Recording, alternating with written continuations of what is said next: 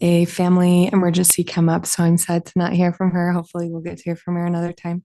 But I do have a quote to share. Um, there's multiple people attributed to this quote from the mid 1800s. So I have John Stuart Mill and I also have Edmund Burke. But the quote is, "It has been said that for evil to prevail, it's only necessary for good people to do nothing." And I like that quote because isn't that what we're here doing, is trying to small efforts all together contribute to a greater good. And, while we may not all on the council agree on everything, we all have that desire for the best for our city and to be proactive before to try to hope for the best for the city. So I will give an invocation as well. Father in heaven, we're grateful for this evening that we can gather together, that we can bring together many collective ideas and thoughts and try to approach what's best for the city. We pray that that will inspire us and direct us and help us to speak what we're thinking and listen efficiently and be mindful of others. We pray for all those that are sick or in need or hurt or afflicted. And we say this in the name of Jesus Christ. Amen. Amen. Please join me in the Pledge of Allegiance. I pledge allegiance to the flag of the United States of America and to the republic for which it stands, one nation under God, indivisible, with liberty and justice for all. As we start this evening, just a couple of things. Councilmember Pulver has joined us online. He's out of town on business. And Mr. Call will be departing for another event here in about an hour, so we'll excuse him. And with that, we'll start with our consent agenda this evening. Council, any conflict of interest disclosures this evening based upon our agenda? Mr. Pulver, are you with us?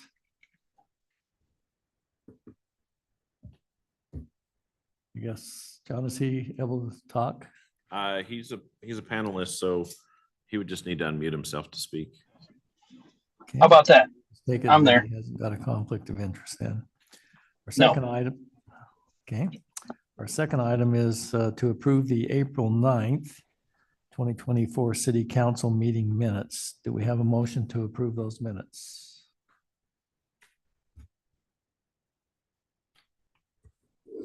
Mayor, I move that we approve the minutes for April 9th, 2024. Thank you, Councilmember Severin. Do we have a second to that motion? Second. Second by Councilmember Barker. All in favor of approving the minutes, please say aye. Aye. Aye. Thank you. Aye. Okay. We'll now move on to our active agenda. At this point in time, we'll seek public comments for those who are in person or online. If you'd like to step forward, state your name if you're a resident of North Ogden, and please limit your comments to no longer than 5 minutes. Thank you. Philip Swanson, North Ogden resident still.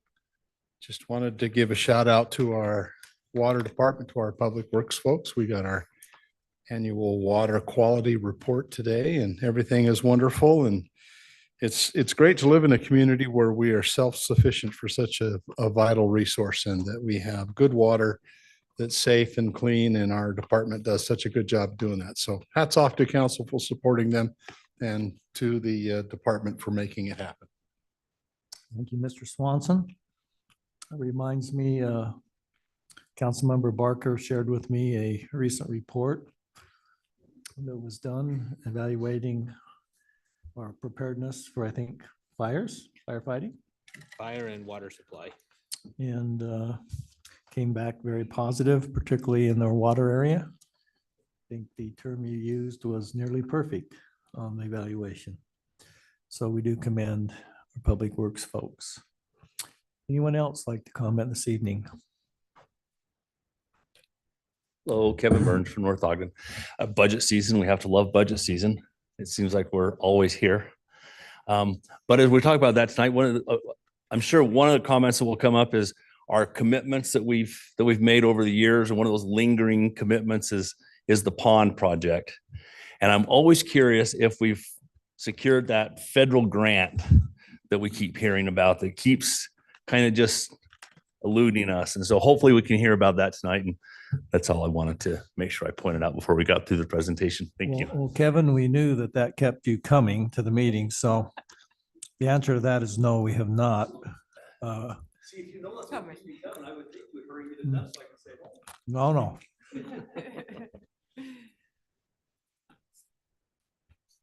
Sandy Cochran, North Ogden resident. So I haven't been in a while, but I've been zooming in, and I haven't heard anybody recently update you on any progress happening at Village at Prominence Point. So I decided maybe I should do that tonight. I'll start with the pet relief area we were promised.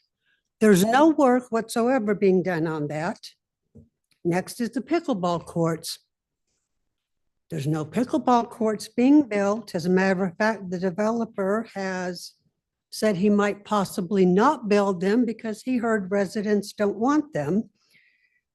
And I've only heard one resident out of the probably 300 and at least people who live there say they didn't want those, and that's because she lives right across the street. The playground, there's no playground being built. Green space, there's a little bit of green space where those 3 empty lots were, but it's really not an area where kids can play because there's the drop off in the creek right there. So you can't kick a ball around. It's not safe for small children. The pool. There is not a pool in the works.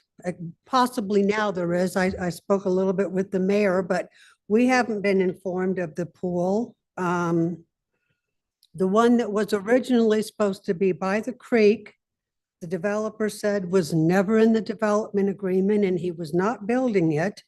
But it's interesting that it wasn't in the agreement, but yet the clubhouse right next to it had showers for the pool.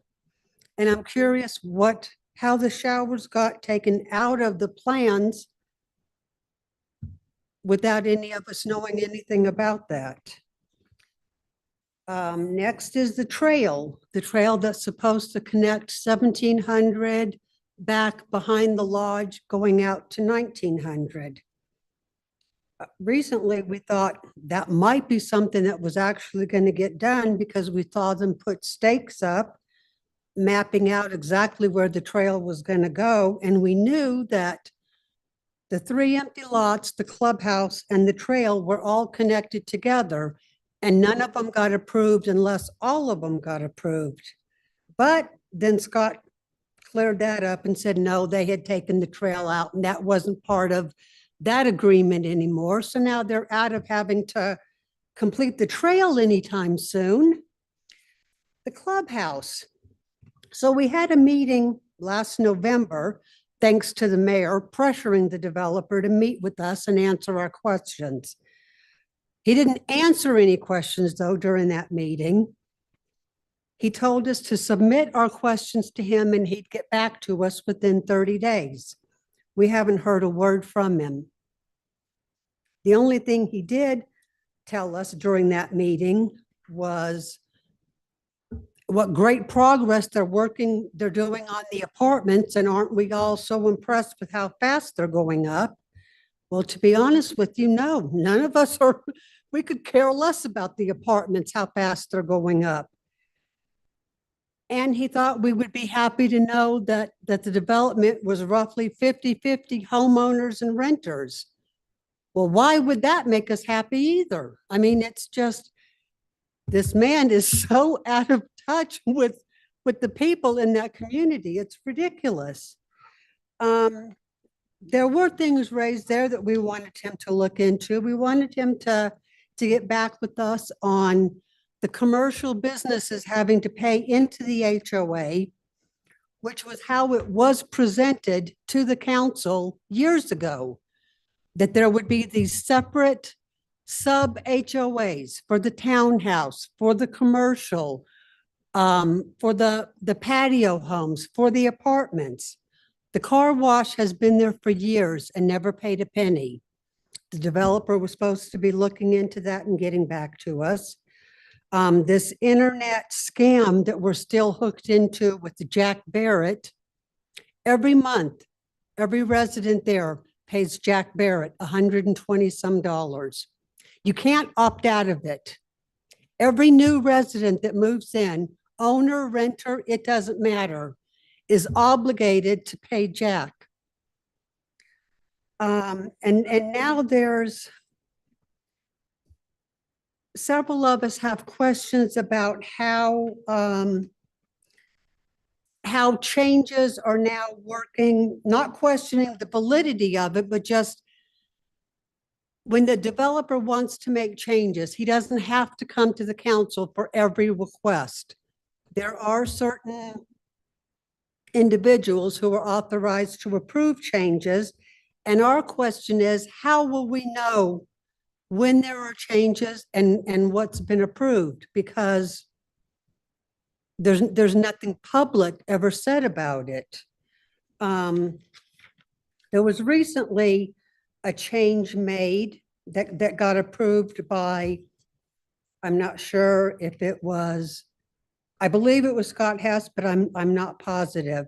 Apparently there was some issue up around the apartment area where they were losing some space where parking spaces were supposed to be.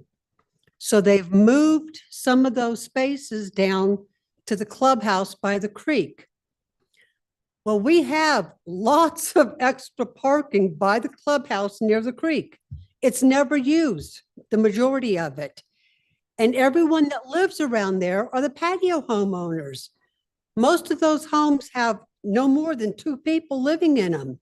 They have 2-car garages and 2-car driveways. So I don't understand how letting the developer off the hook because his plan didn't work out in the apartments, letting him move that down by us, how that benefits the development. Nobody in the apartments is going to park down there and walk. They're just not going to do it. So we'd like to know how that process is going to work, where the developer submits plans that don't come to the council. How will us as residents know what changes are approved and how it's going to affect us? Thanks. Okay, thank you. Is there anyone online, John, that would? We have Susan Kilborn. Okay, let's hear from Susan Kilborn. Susan Kilborn, that was an oops.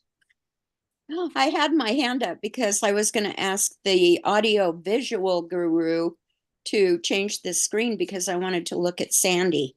And I was, don't hide. And I'd already looked at the agenda for 10 minutes. So thank you for correcting that. And that's all I have. Thanks, guys. Brenda Ashdown just raised her hand. Okay, let's hear from Brenda. Hi, guys. Just wanted you to know I haven't given up on you. I'm Zooming this week and probably next week. So just want you to know I'm keeping my eyes on you. Good, thank you. Anyone else, John? Nope. Okay. I can answer some of the questions since John's here. He can correct me if I'm wrong. I think the things you referenced on the parking have not been approved yet. Those I think are in the process of being looked at by Scott and myself. They fall under the approval things, but we have not got satisfactory answer back on the amenities yet. So that has not been approved is my understanding, John. That's correct, Mayor. So and that's a good question in regards to how the residents will know of changes that have been made. We'll have to make sure we are transparent in that. So John, we ought to, and the Abs- council too, so that they know. Okay, I'll have Scott put together a plan and maybe what we'll do is either bring it to council just so the council can see what happened is just hey, this is what's happening in the planning department. So, and I believe, John, the trail has to be completed before occupancy is granted on the apartment. So is that correct? That's my understanding. I'll find out from Scott. I believe that's in the agreement that they cannot get a certificate of occupancy until the trail is completed. Yes. And so I guess they can build them as fast as they want, but nobody can live there till the trail is completed. So, okay.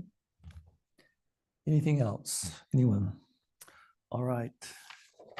We'll move on then to item number 4 on our agenda.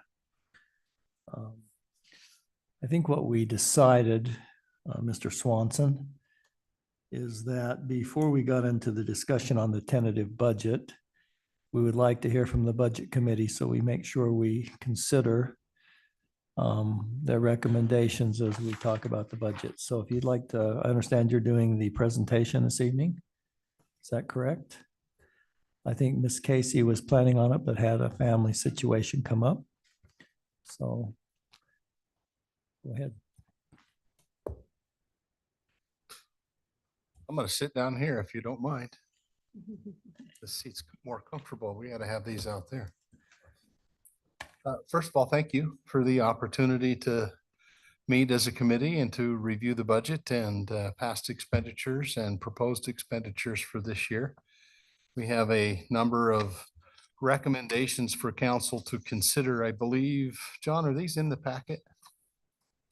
This PDF that, The final version was sent over today, so we didn't include it in the packet. okay, we'll make sure that all council members get a copy of this. So I'll just jump right into it and we'll keep it short and sweet. The first recommendation that we have is to have a discussion on hiring a city communications employee, a part-time employee. The committee believes it would be a good use of funds to hire a part-time city communications / PR person. There are many benefits for the community and the city. One, to coordinate the city's communication and outreach activities to better inform and engage residents. As you all know, what we're doing now reaches some, it doesn't reach a lot. And so looking at ways, and we thought that rather than trying to take someone who has a primary task that is HR or city manager or public works or some other major designation within the city, that we actually hire somebody on maybe a 15 to 20 hour basis where a couple hours a day they spend working on communicating the activities and the goings on within the city with residents. They would also plan, organize, and coordinate the newly approved North Ogden City website, work with the city magazine, and advertise on our social media and surveys. Next, flash vote. The current budget spend for this service is $10,000. The committee would like to encourage council to engage in further discussion about flash vote and its usage. The service offers an unlimited, I'm not sure that it's totally unlimited, but I know that there are a good number of, we know that there are a good number of surveys that can be done annually. And at the moment, it's not being used as effectively as it could be to determine the feelings and the sentiments of the residents. So we'd encourage it to be. One of the questions we asked and would ask you to consider and to resolve is, how do we get more residents signed up so that they receive the surveys as they come out? There's a suggested idea of a poster, maybe an A-frame type poster in front of Lee's. That is a QR code that as people enter or exit Lee's, they could see it and snap that QR code and get themselves signed up. Maybe Smith's Marketplace or other businesses within the community would allow us to put those up. To have a page in the city magazine with instructions and the QR code on how individuals can sign up. And of course, we'd like to see an increase in the number of surveys. Speaking of the city magazine, The current budget spend for this service is also $10,000. The purpose of the city magazine is to inform, educate, and provide a platform for sharing news, opinions, and stories to the public. For what is being paid, we believe information regarding the city business is not as easy to find as it ought to be and is sometimes lacking in the current magazine. We'd like to see council discuss how to make the magazine more effective and determine better or new options if those are the direction that need to go in order for the information to get out. A suggestion is to isolate a certain section totally related to city businesses without any advertising on that page, making this selection easy to find with clear markings in the same location for every publication. Provide more detailed information regarding the city and its events. Garbage cans. The committee recommends a discussion surrounding the replacement program as it's currently constituted, is with the question being, is there a benefit in changing the cost to a cost sharing program, where in the case of a can being replaced, the resident would pay half the cost of the barrel, with the city covering half the cost, rather than as it is now where the city covers the entire cost. Large equipment. There are in this year's proposed budget some very large budget items for purchase on large equipment, a snowplow, a front end loader, some other large equipment. We'd like to see council discuss the options that are available that could make these items more affordable within the proposed budget. One of the ideas is to have a robust discussion about leasing versus purchasing outright and just reanalyzing the benefits, the pros and the cons of each of those. Recreation. Discuss options towards the recreation program becoming self-funding. There's an understanding that I don't know that there's any community anywhere that has successfully had a recreation program become 100% self-funding. But moving towards that, we're making great strides that way with the pool and with some of our youth sports. But what would that look like and how could it be done? One suggestion was that much as you do when you pay your taxes each year, there's a box that you can check where you can donate $2 to a campaign fund from which candidates for federal office can receive monies. I'm sure that there are those here in the community that have the wherewithal and are so inclined that if there was a box on our city utility bills once a year where we could check a box that said, I'm willing to donate $1 or $2 a month to a fund that helps those that are less fortunate participate in football, basketball, baseball, other city sponsored recreation. A QR code in the city magazine, perhaps, that would allow for donations to be made for those. And again, donating through the utility bill. So just a discussion from council on what's the path forward, what's the ultimate goal that would be sought in recreation funding, and what are the mechanisms? And I would add that included in that discussion should be the social benefit that comes from our at-risk youth and for our at-risk seniors, that the benefits that they receive by being able to participate in these recreation programs.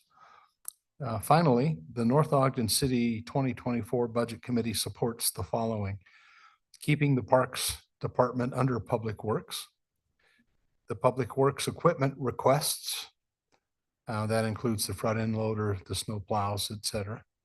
The request for additional street lights is outlined by the Public Works Department specifically for, I believe it was 3 rather dark critical intersections within the city. That's a $15,000 request. We also support the continued use of Flock and providing the live scan fingerprint machinery necessary and requested by the police department. Those are $30,000 and $10,000 budget items respectively. Are there any questions that council has for me representing the budget committee? Council? Any questions? Just a point of information. Sure.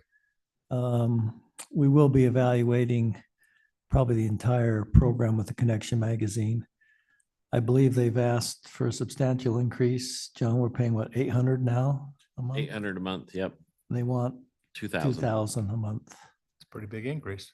So, which is not in the budget at this point in time. So I've asked John to look at all options and how we can communicate with the city. So, I feel safe in speaking on behalf of the committee in saying that we would encourage you to look at that very closely and to analyze whether or not the benefit that we're getting from the magazine would be worth $2,000 a month. so, so stated. I think that's what we're going to do. Any other questions or comments from from council for me? Okay, thank you very much. I'll be here all night if you have something that comes up you want Thank to you know. very much. So the council will know the input there and can consider that as they discuss the budget this evening. Jamie, I think if I'm reading this right, you'd like to discuss the 2024-2025 tentative budget. Maybe give the council kind of heads up where we're at and what the issues are that need to be addressed. So go ahead. Yeah, there's one glaring issue, right? Can you grab that microphone Oh, yep. close to you? Thank you. Do you have the slides or are you putting it on me? On you. On me, oh. Do I have them up?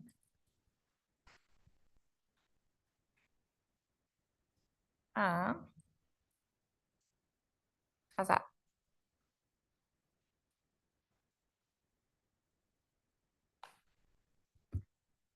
Right, we good? Right, so just to recap on our budget schedule, right now we're on May 7th, so we want to talk about fund balances and other final budget priorities. Next week, we will need to adopt the tentative budget. It does have to be a balanced budget. And then looking for June 11th to approve the final budget. Is that, can you see that well? Okay, great. So this is just the general fund only for fiscal year 24 to 25. Currently, projected revenues are 10.8 million and we have expenditures of 11.3 million. So we're in a deficit of 540,000. So that would be a big discussion tonight. Just want to recap some of the general fund revenues. Property taxes won't be in until we look at adopting the final in June. I've been looking every day and they're probably about 2% in. So we got a long way to go in the next 4 weeks or so. Growth is estimated to be about 50,000 for property tax revenues. Sales tax revenue currently in the budget is just held at the 23-24 number, at the 4.55 number. We did reduce the building permits and plan check fees from 400,000 to 300,000.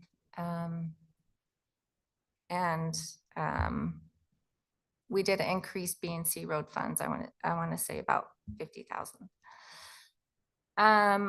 Some of the shortfalls that we have in the, I go too far.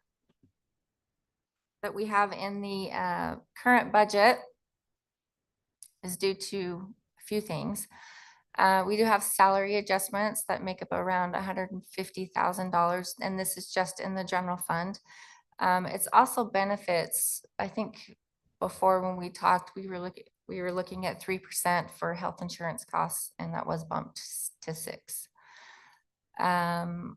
There's the 2 new full-time positions, one in the finance department and one for the senior center coordinator, manager, whatever that title is going to be for the senior center. And then for the total new equipment in the general fund is equal to about 180,000, and this is spread across streets, parks, and public works, and this does include a possible lease for a snowplow. The dump truck is about 70,000 of that 180. So the other utility funds, the dump truck was estimated to be about 280,000 on its own. And the utility funds are picking up the other 210,000. That makes sense. Let's see here. And so that's really all that I have for the general fund. I don't know if we want to stop here and talk about the general fund per se. For the $540,000 shortfall. So council, I think the assignment tonight is how to balance the budget. So I think it would be good to probably talk about the general fund right now and how you intend to balance the budget. I would point out, and correct me if I'm wrong, Jamie, this includes no funds being available to transfer into the capital projects fund. So it does. It's the 300,000 to What? match last year's. Oh, I thought it didn't have any. It does include that because when we were looking at the CIP plan did include that. And so the idea was to include it and to have the discussion. Okay, great. So that is in there. That's excess. We've looked at that as long-term planning to make sure we're in a position to meet the needs of the city. So I misunderstood that. I didn't know that was in there. Last time we talked, I thought it was zero. It was, but we So. decided to include it.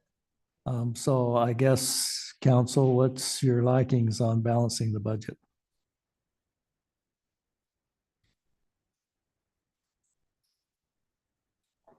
Councilmember Dalpas? Just a question. It seems like there was an additional police vehicle in the motor pool. Is that correct? And can I be reminded of the situation there? I think we usually do 4 or 5 vehicles each yearly cycle on that, but what was the need there? So, sorry, were you looking to John for that? Well, it doesn't matter who Okay. answers it, John or Jamie. Yeah, so last year, so lately it's been 4 vehicles. This year, we're looking to do 5. But the cost is also going up about $10,000 a vehicle. So the budget for vehicles was increased 100,000, but last year, the department also had about $100,000 in other equipment. So the vehicles kind of took that place. If you remember, we did the tasers and then their radios. I Radios. believe. Yeah. And so it was kind of a net zero there. Okay. So we are going from 4 to 5. And then about $10,000 per vehicle. And then next year, would it go back to 4 vehicles on a 4 vehicle cycle or usually 5 from now on? I would believe, I would have to ask chief for that because of the,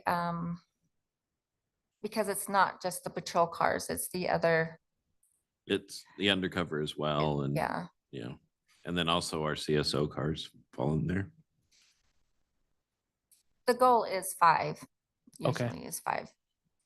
And then is the property tax, the $50,000 extra generated through new growth, As is that a pretty safe number? Is that where's the estimate from there? So last year, the new growth was about 98,000 and I checked with the building department and we've done about half of the building permits as we've done this last year. Okay, so it's a pretty good educated guess based off of that. Based off that. Okay, thank you. Mhm. And Councilmember Dalpas, just a reminder, I get a little bit uneasy about building that into current operations. In my opinion, that should be falling into fund balance. So when we do hire the 23rd officer, with the revenues have been generated, Yeah, because that's what's causing the need for increased officers oftentimes is the growth. And this property tax from growth. So just throwing that out for your consideration. mm-hmm.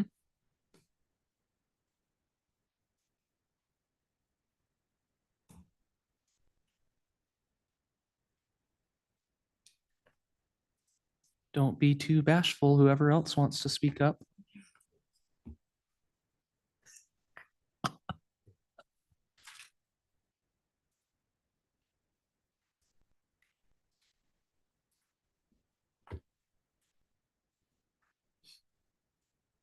I was serious. There's got to be some questions. Well, there is a question is how do we balance the budget, get it down to revenues equaling expenses?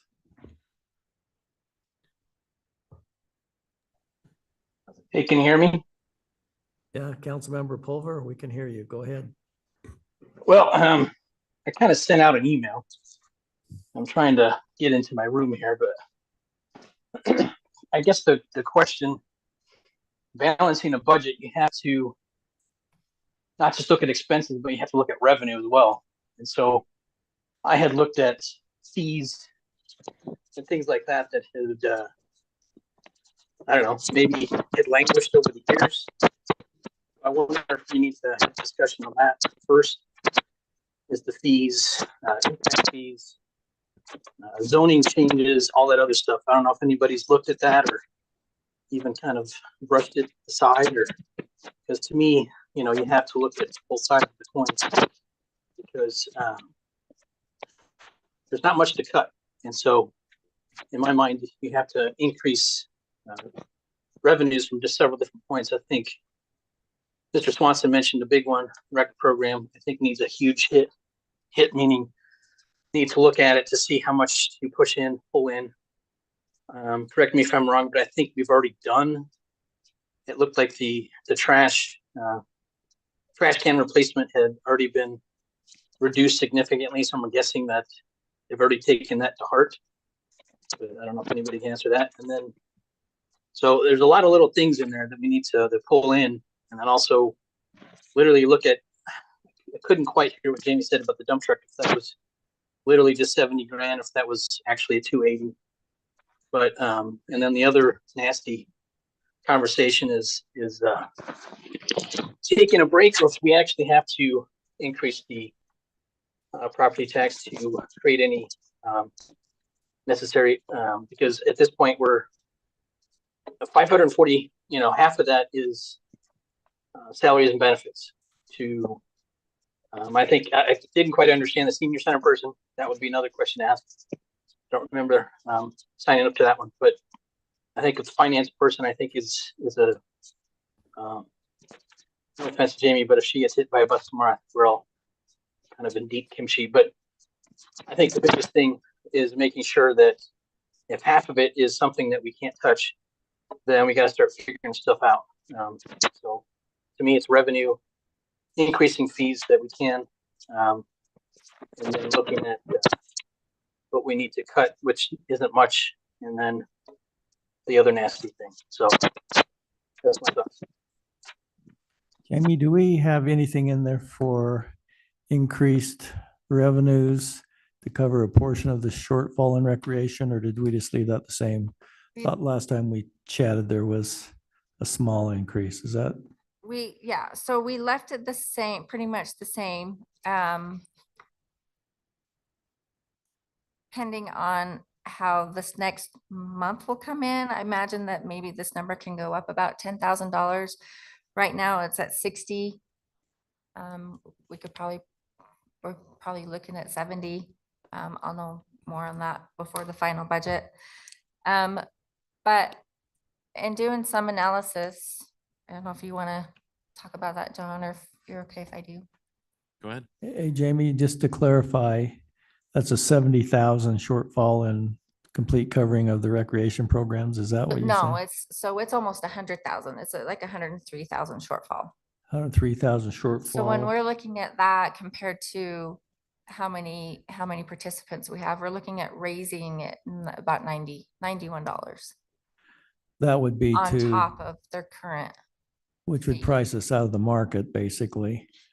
But one of the recommendations that the budget committee did say is they'd like us to start looking at self-funding recreation. You know, there's the two-edged sword there, right? You can raise it enough.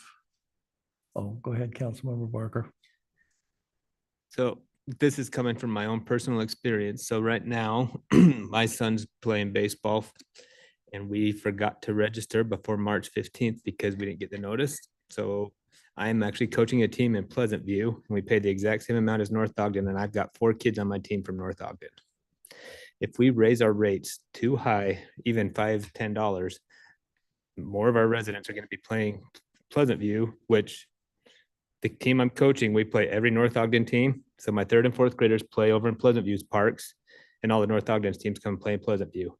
My 5th and 6th grader plays in North Ogden Park, and all the Pleasant View teams come play in North Ogden. We share everything.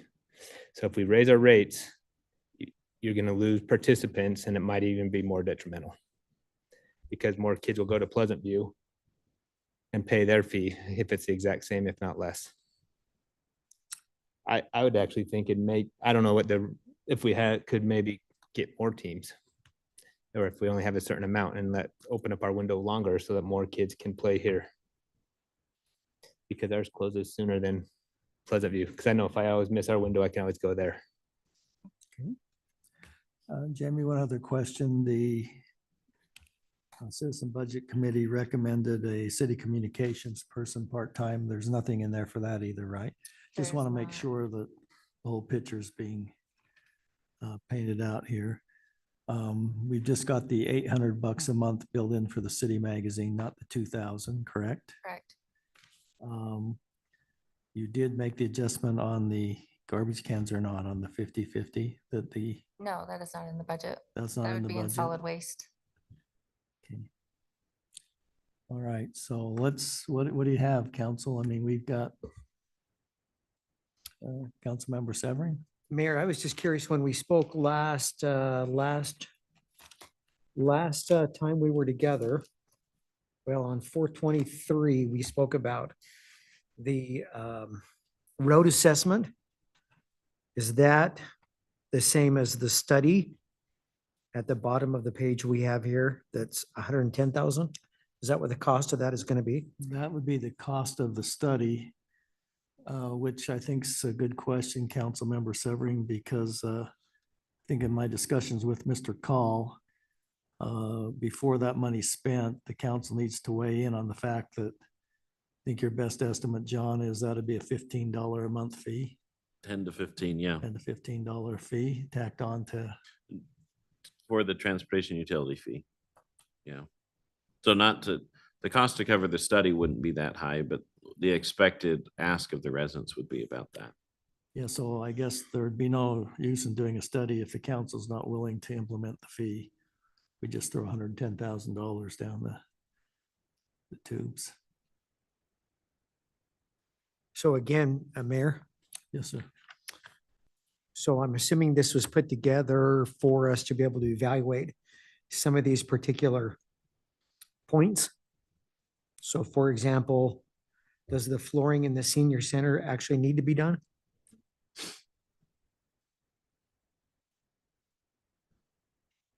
I personally have not heard any complaints from any of the senior citizens about the floor looking bad. The carpet in the entryway has duct tape on it so that it's not peeling up. And then the wood flooring has worn down to the point that if we don't seal it, it's going to get ruined by the water intrusion.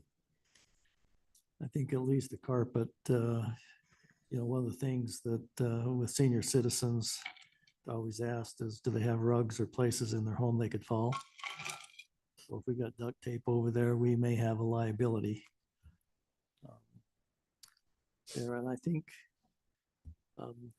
Councilmember Severing, if you look at this general fund balance, I think that's another thing Jamie is seeking. What level does the council want to maintain? It's been referred to in some cases as the rainy day fund. It's really fund balance. In the event you have a decrease in revenues unexpectedly, you have some safety net. I think this proposes 25%. Jamie. So I think Jamie's looking for suggestions on how to balance this budget. That's obviously falls upon the council. With the amended budget that we did, the 2.8 is the expected fund balance when we make the transfer that was done in the amendment for fiscal year 23-24. And so not adding to the fund balance this year will leave us at the 2.8 million.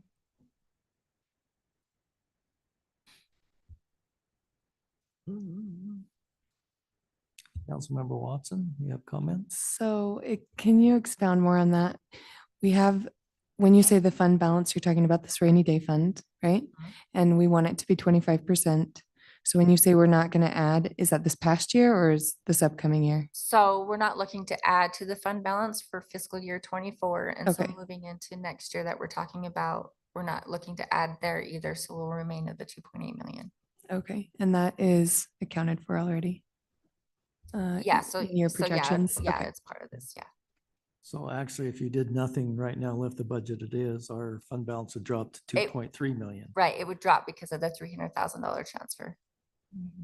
Plus, we have a negative budget, right? Yes. So we will be contributing to it. Not based upon this budget. Because it's in a deficit, so it'd be taking away from fund balance if we did nothing. If the council says, well, we're not going to do anything, we'll just take it out of fund balance. In essence, what's happening is because you can't continue to take it out of fund balance, right? She can balance the budget by taking it out of fund balance, but that's probably not very fiscally responsible.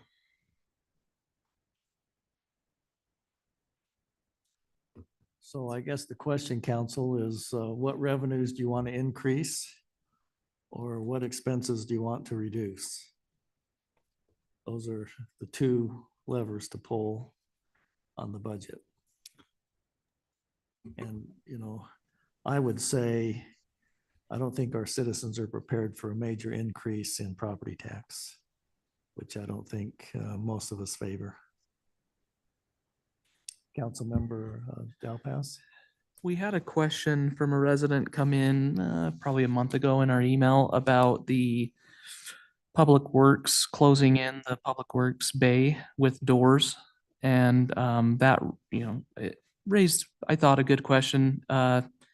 If it's necessary, because it seems, I don't know, it seems like that Public Works area is just kind of, we're keeping it there until the end of its useful life, I guess you could say. And so I don't know if maybe that's something that might be able to be cut. Don't kill me, David, for saying that, but maybe that is a good savings right there if we consider not doing that. At least this resident's perspective was, well, it just didn't add up to that resident. So I'm trying to remember exactly what he said. Maybe I'll see if I can find it, but that's a thought.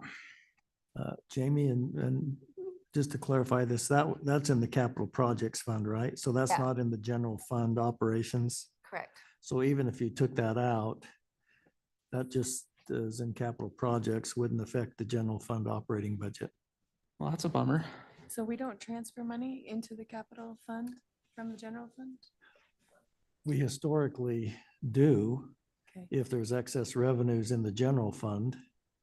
The council several years ago said it's probably time for the city to start looking to the future and building a fund balance to cover two things: the commitments that have previously been made, which are listed. All the capital project funds are listed here. I guess technically you could transfer money back from the capital projects fund Yes.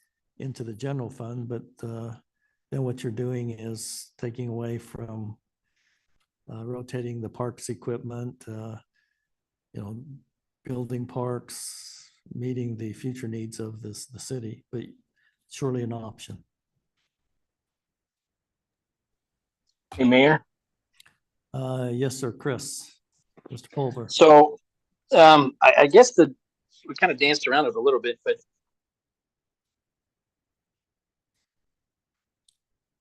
Chris, Uh-oh.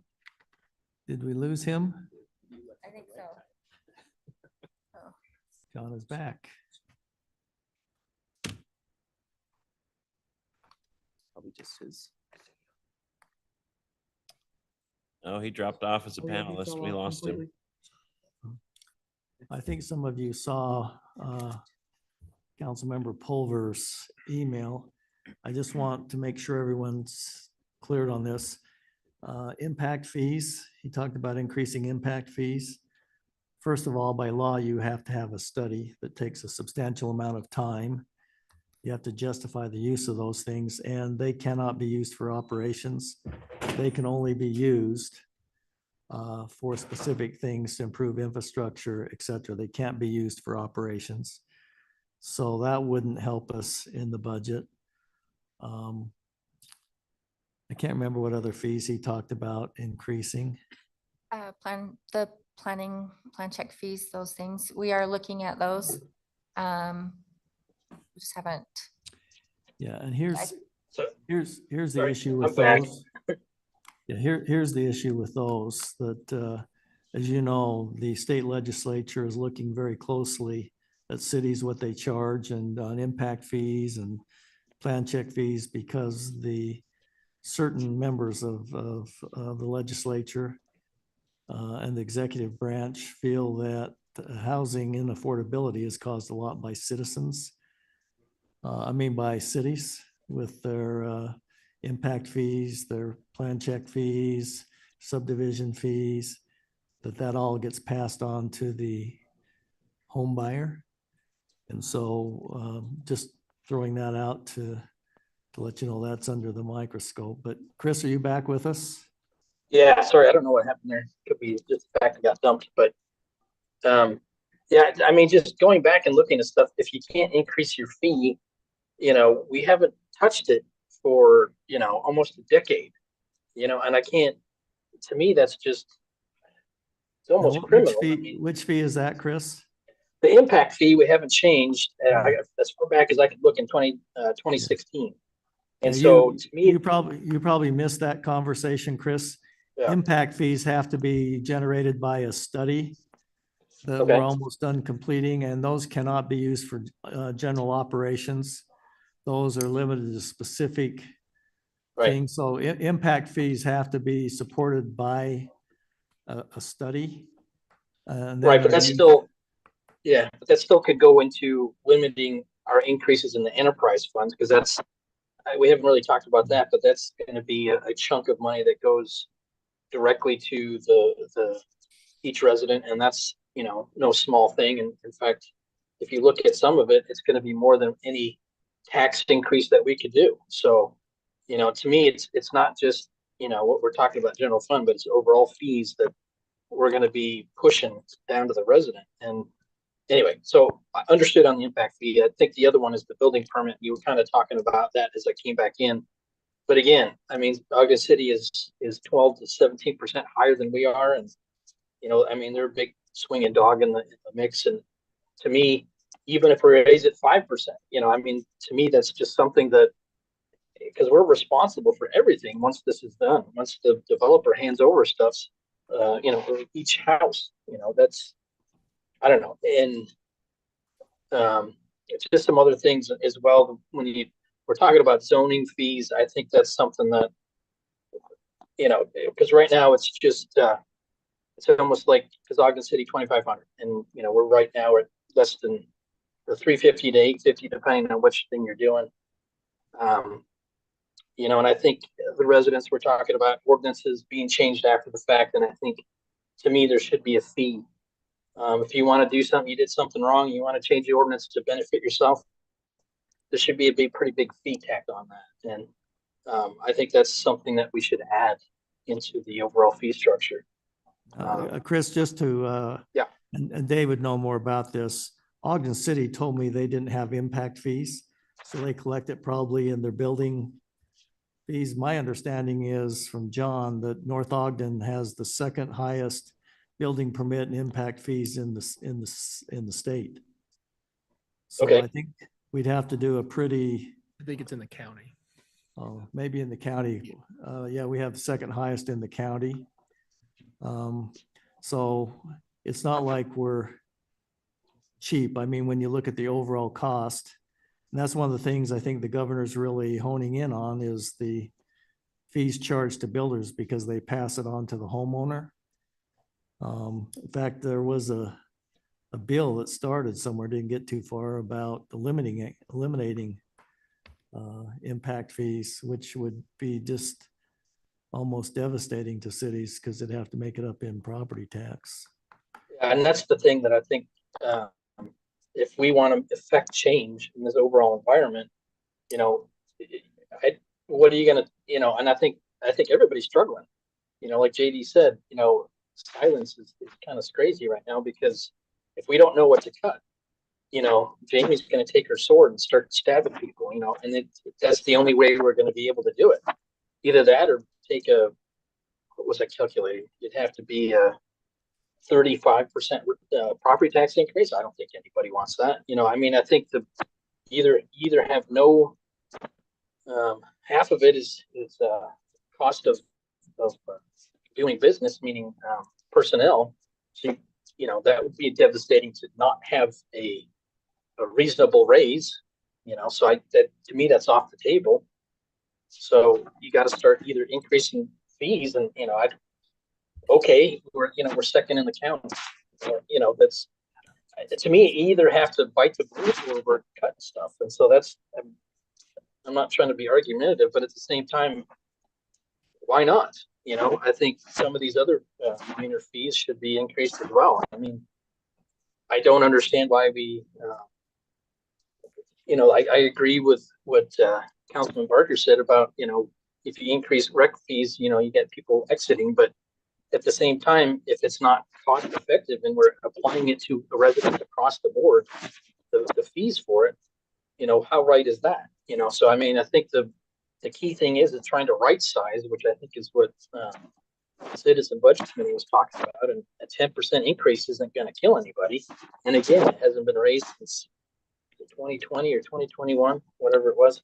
So, again, if we're not keeping with the cost of inflation, maybe other cities are more flush with money. I don't know. But to me, that we have to take care of our own. This is citizens' money that we're trying to figure out how to do it. If we can't, then, why are we here? Type of thing. So I still didn't get an answer on the senior FTE, the senior center person. I saw that it was deducted out, but then we were adding in a full-time person. Am I getting that right or wrong? Well, it's an offset because we have money coming from the county. So I thought that was only a 3-year thing. no, this year our funding is increasing from 44,000 to 59,000. Thereafter, the county is looking at having a regional senior centers, and the funding would go up to just under 80,000.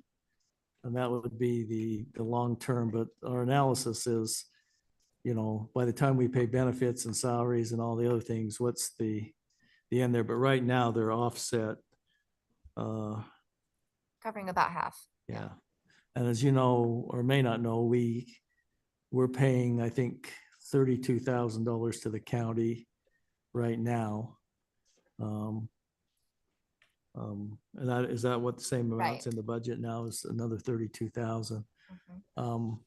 So if I heard you correctly, just to move the discussion along, you are saying you're okay with increasing property taxes 10%? Is that what? No, that was for the rec program. The fees haven't been increased for 3 years at least. And to me, that's a simple. I know Councilman Berger was saying that any increase is going to push people to other places, but we have to take care of our own first. I understand that might reduce things, but at the same time, we're not accounting for inflation at all, and that to me is not right.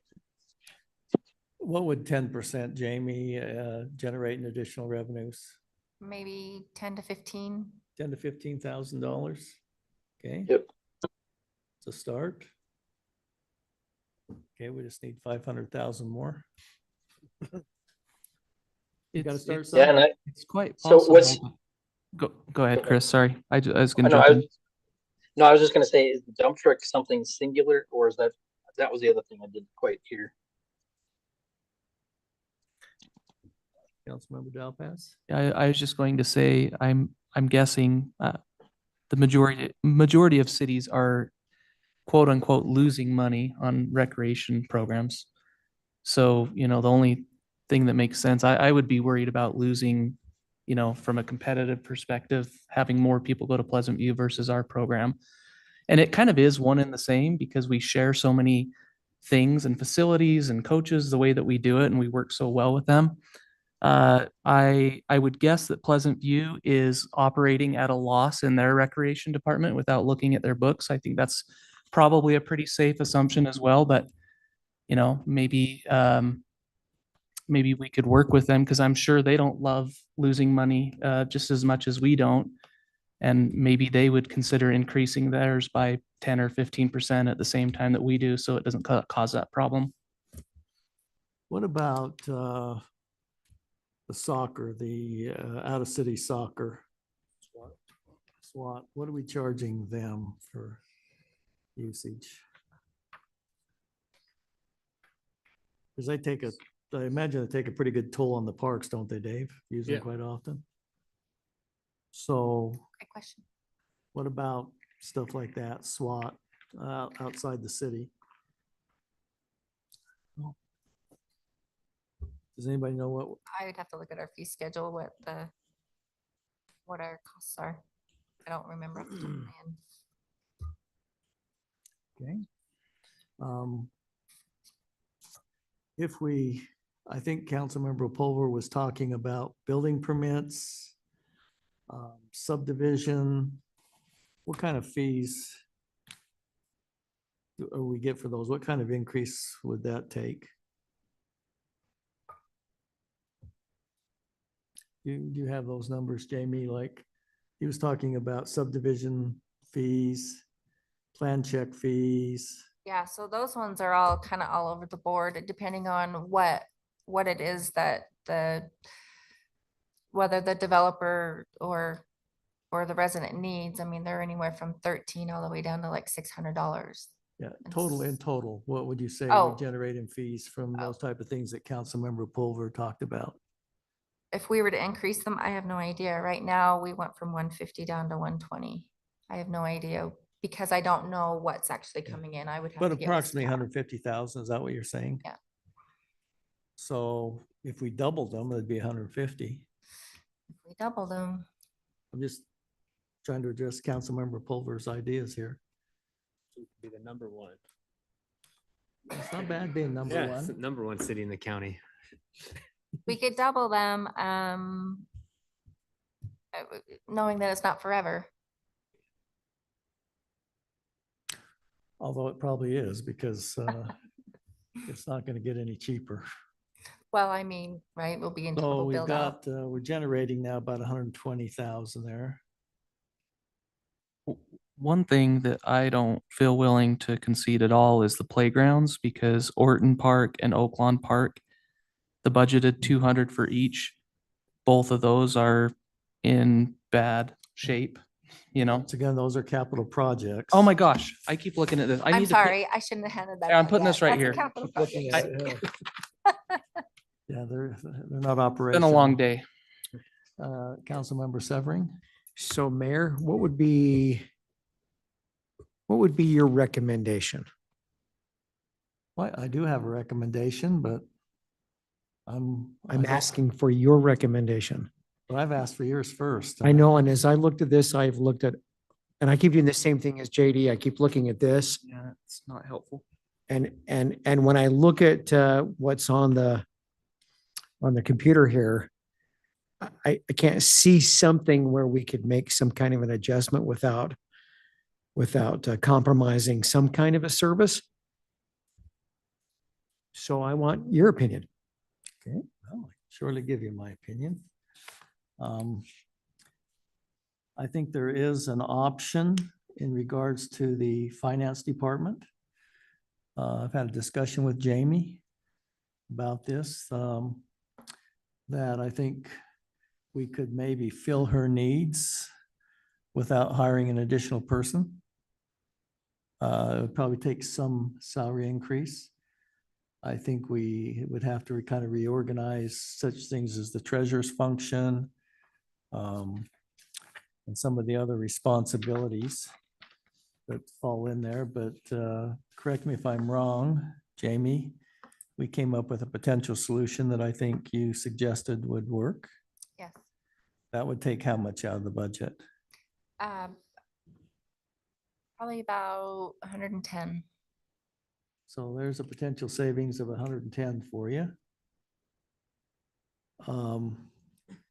I believe too that the council could balance the budget by probably looking at the sales tax number. The amount in there, I think, is 4,550,000. The problem is we become more and more reliant on that. Although I think if we can get this development done here, would be helpful. But I believe that the council could probably increase sales tax number by probably 100,000 and be safe. So there's 220,000. I believe you could probably take the budgeted amount into capital projects, maybe down to 200,000. I don't think that would damage the long-term plan substantially until we get this development going and maybe restore that. So there's another 100,000. So that takes it down to what? 310. So we got 110, 100, and another 100. So it takes you down to about 220,000. What was For that last fall. one that you said? The Of last sales tax. capital improvements. Okay. Oh, capital improvements, there's 300,000 built into I that. threw it away because it was confusing me. This Okay. year, I think, if I'm reading this right, it looks like about 174,000 projected. We did start the year at 300, so you can see that that was eaten up a bit. So there I covered half of it. Now the rest is up to you guys. How's that?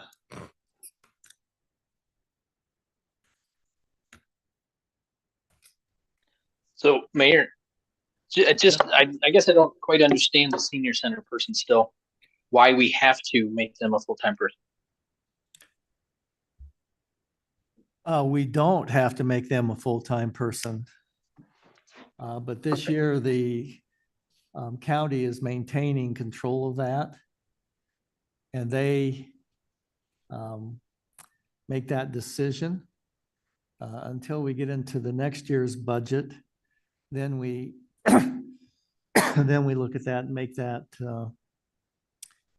decision. And Chris, just as a reminder, this senior center position is currently employed by Weber County and we pay them. And they are proposing that they're going to turn that around. And part of turning that around is the county is going to pay us slightly more than we had been getting before. And then if this regional thing comes about where they're in the county, they're basically looking at maybe consolidating down and having less senior centers as a whole. But Northview would still remain, and that would give us a larger chunk of Weber County's funding up to about 80,000, like the mayor said. So you probably knew that, but I was just reading it back in case you got anything out of that.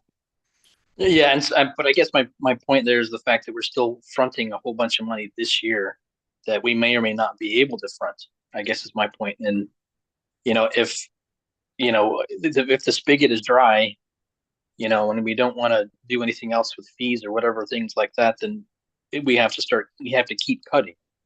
The mayor said got 300 or whatever, but, you're still 240 short. So, I mean, just thinking.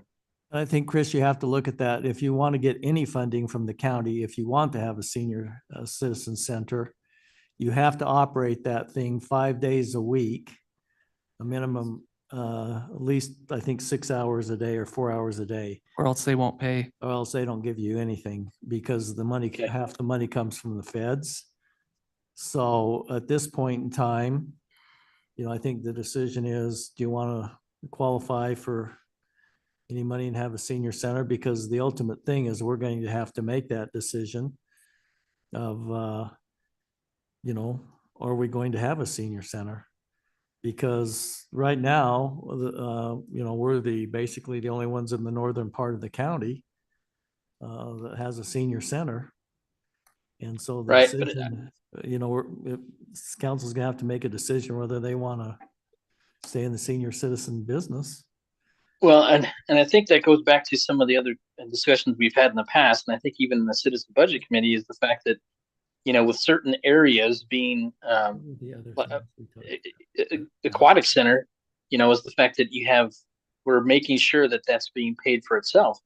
And if the senior center is not paid for itself, then you have other people that never use the senior center paying for it. And I understand that's a fine line because there's a lot of things that no one ever uses, but at least it's open to everybody. And I guess that's the question right now in front of everybody is the fact that if you have a certain amount of things that aren't fully funded, that are being paid for by other people that never use it, then aren't those areas that we should be increasing or at least making sure that they pay more out of pocket? And seniors have paid their dues. I'm not trying to say that, but what I'm saying is running it, we need to be a little bit more diligent in that fact. And if Harrisville, Pleasant View, or whatever, I mean, they've already been coughing up some, but at what point do we, need to ask for more? I mean, at this point, it was a funny anecdote down in St. George when one of the cities said, "Oh, we have 10,000 people and our budget's 11 million,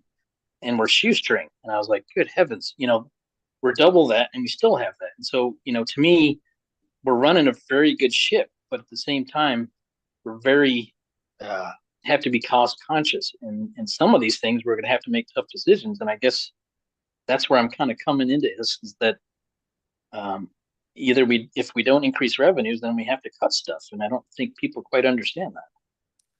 Well, and I think, what you're talking about is a pay to play basically situation. And I think you'd have a very difficult time because I think in the budget comes out of RDA this year, but I've said this many times, if we don't balance the aquatic center, that starts coming out of the general fund pretty quickly.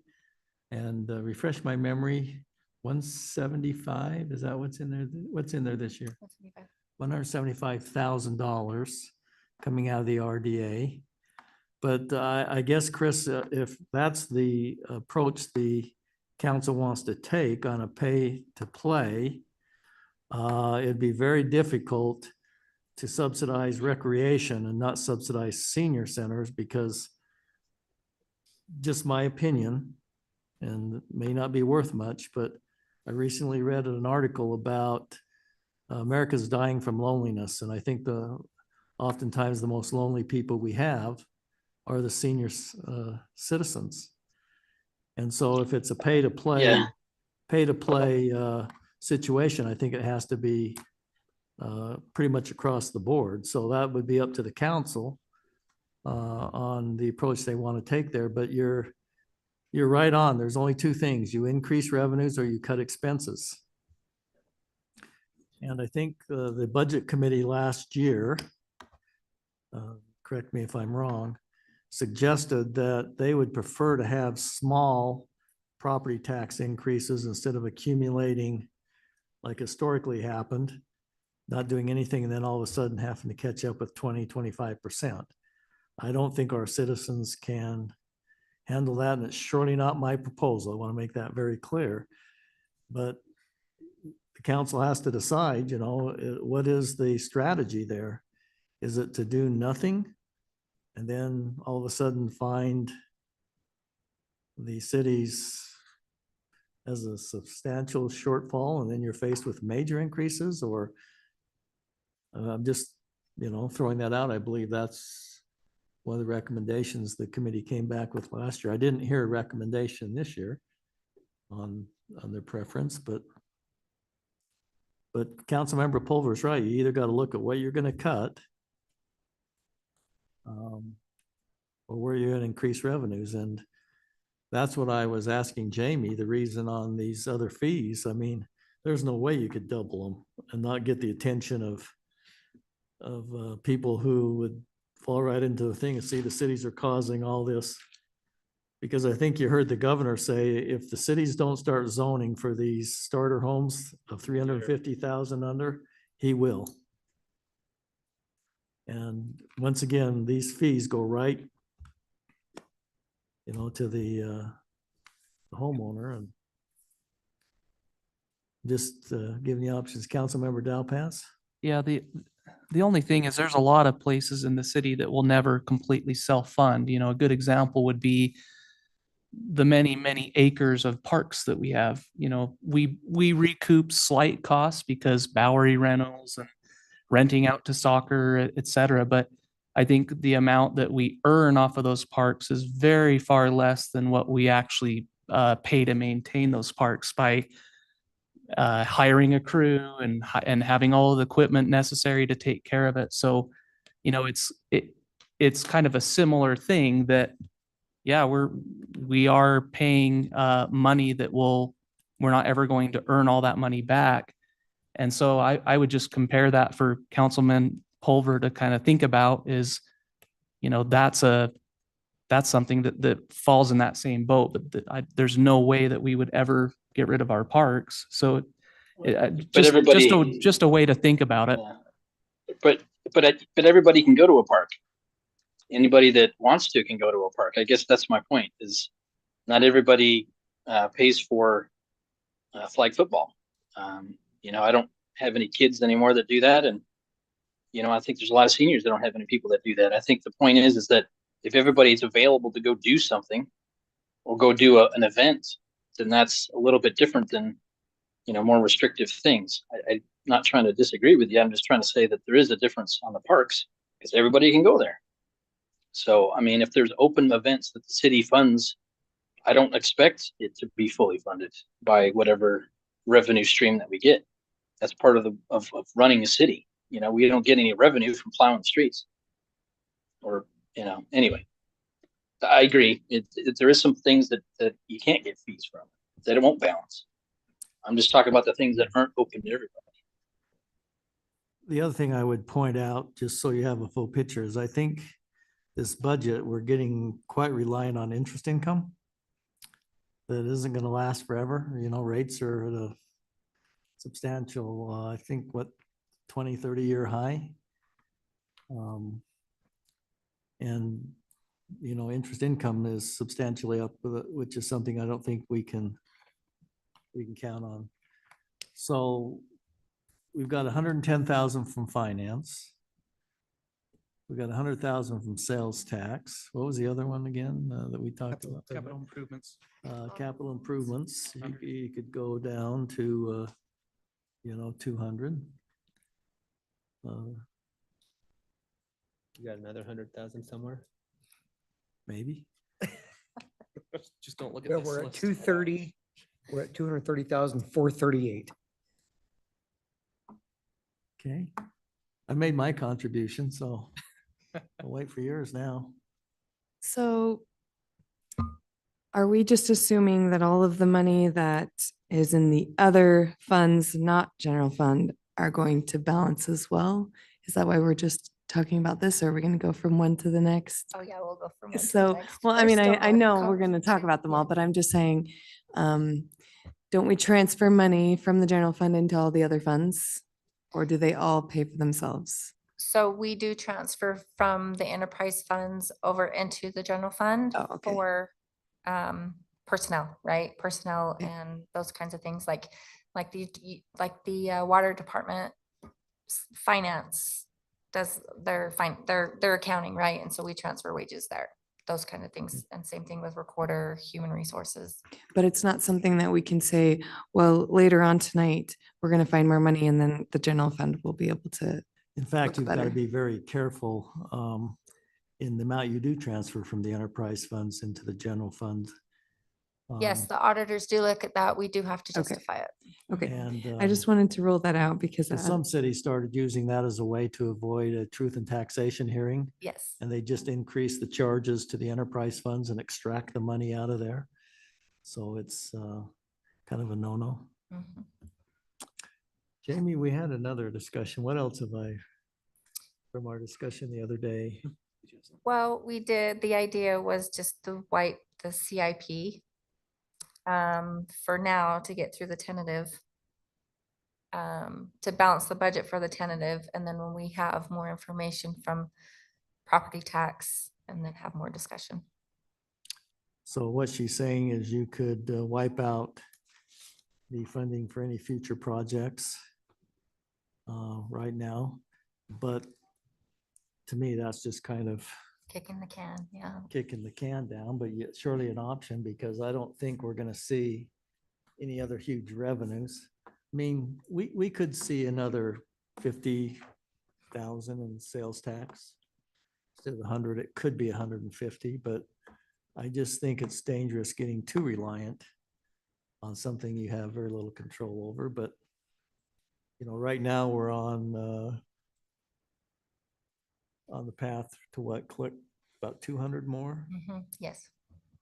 So, you know, you could surely balance it that way and understand if it doesn't come in, what you end up doing is taking it out of your ability to fund the future of the city, or you take it out of fund balance if by chance it doesn't come in at that level. So right now it's at, it is at about 200 as I recall, isn't it? Yeah. Yep. Right at 200. Has anyone talked about or brought up increasing any of the planning fees, zoning fees, fines, court fees, any of those things?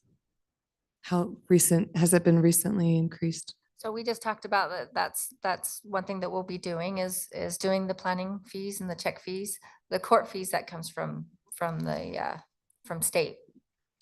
Yeah, how that works, Councilmember Watson, just, I know you're new on the council here, but the state takes about 85% of all the revenues that come from the court.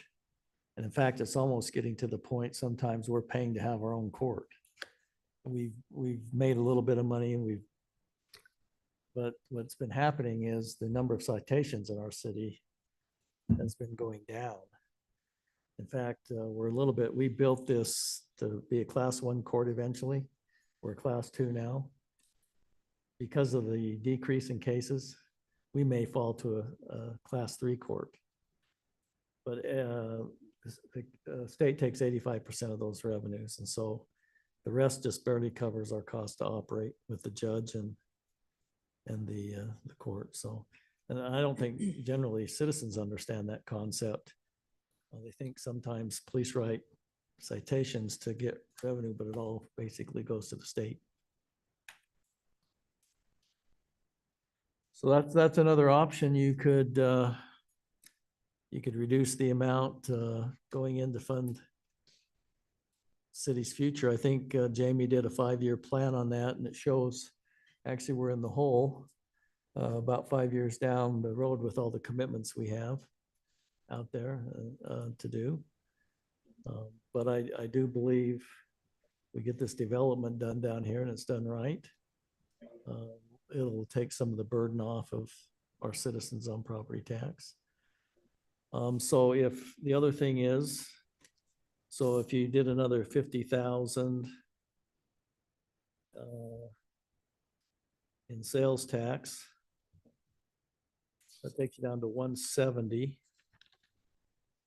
And once again, I'm not proposing this, but based upon the recommendation historically, if you took a 3 to 5% increase in 5%, I think it's about 130,000 in property tax.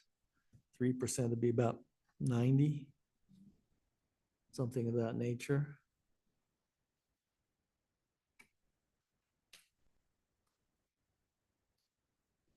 That's your call.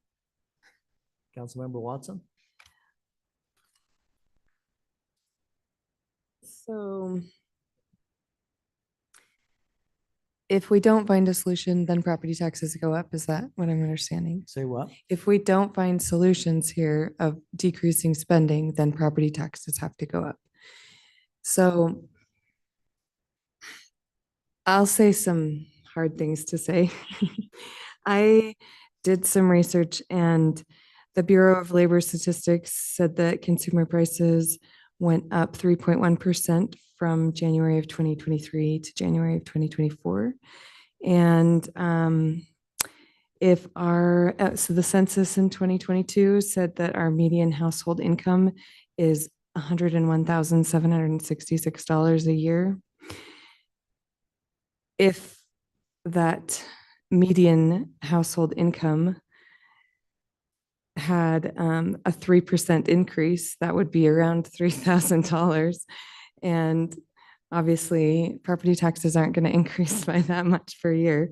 But I just feel like to live in an economy where everything is increasing around us, and then to expect our city to decrease in their spending and services and quality of life, to be able to stay afloat. We're cutting services if we're not keeping up with inflation, in my opinion. And so I'm not trying to say let's just have a heyday or spend anything that we want to spend.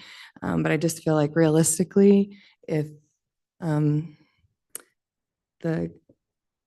market, the economy, consumer prices is nationally and throughout Utah and throughout this county increasing, our city should be no different. And I guess what I'm saying is, as a property owner, I assume that property taxes are going to go up just like everything else has been going up with inflation.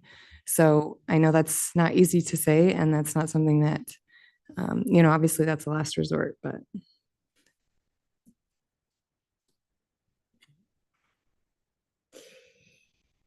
Hey, Mayor. Yeah, Chris. So I guess and need to echo Council Person Watson.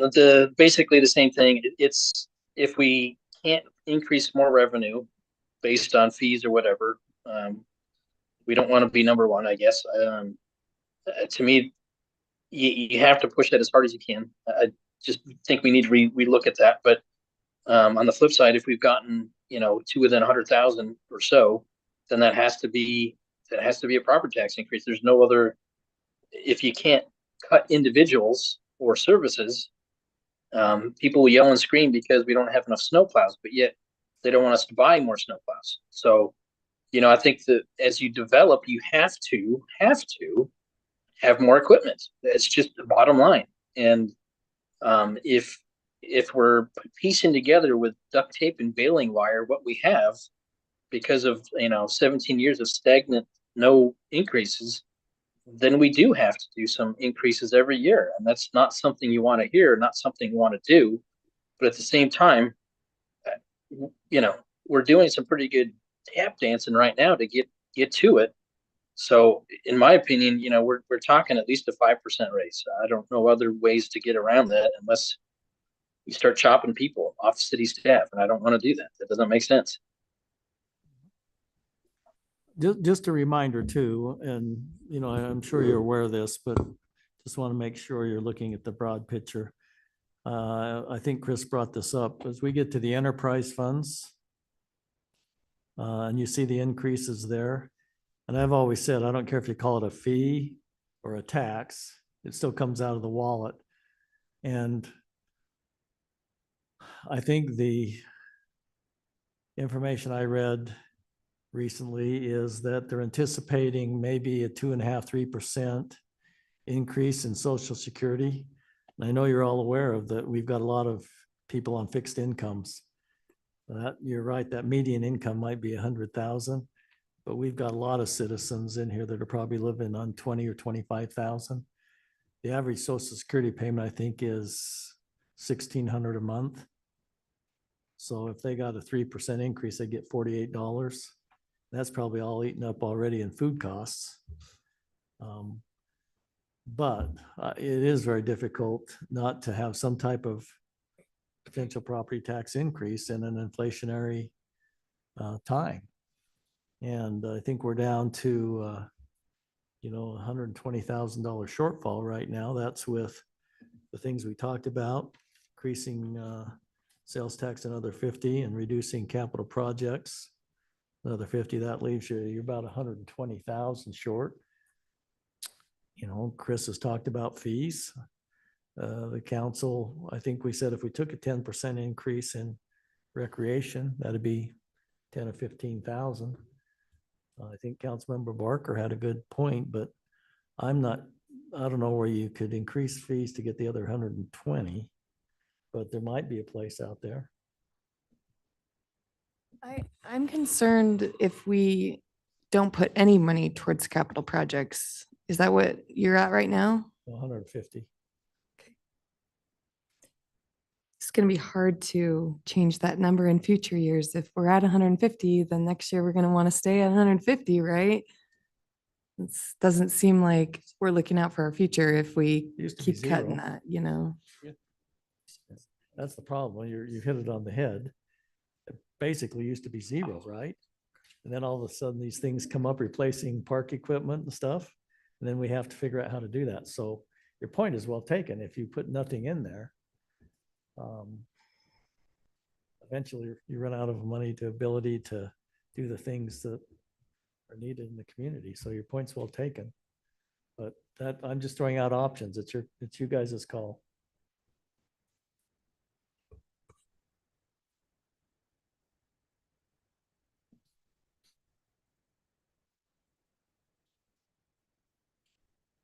The shortfall right now, and I'm not proposing it because, you know, I agree our citizens can't take major increases, but about a 4.5% increase in property tax covers your 120.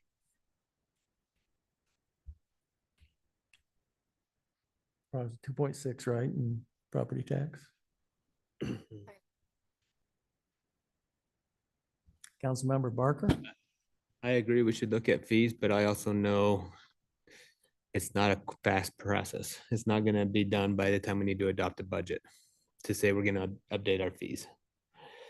In order to get this budget approved, I think we're gonna have to look at the increase and then do everything and keep looking at ways to minimize as much as we can. But just to say we're gonna increase our fees, that's not gonna be done by a month from now. You know, and every dollar counts because I think when you get to the enterprise funds, it's potentially a lot more than a property tax increase. But if you went 4.5%, it's about $1.25 a month per resident. If the average property tax is 300.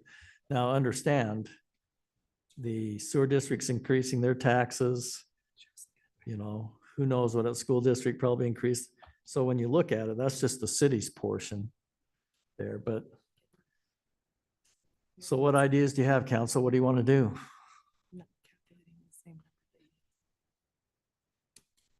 And this doesn't include any of the things we talked about, as you'll recall, when I sent out earlier this year saying, you know, what do you want to focus on? What things would you want to see?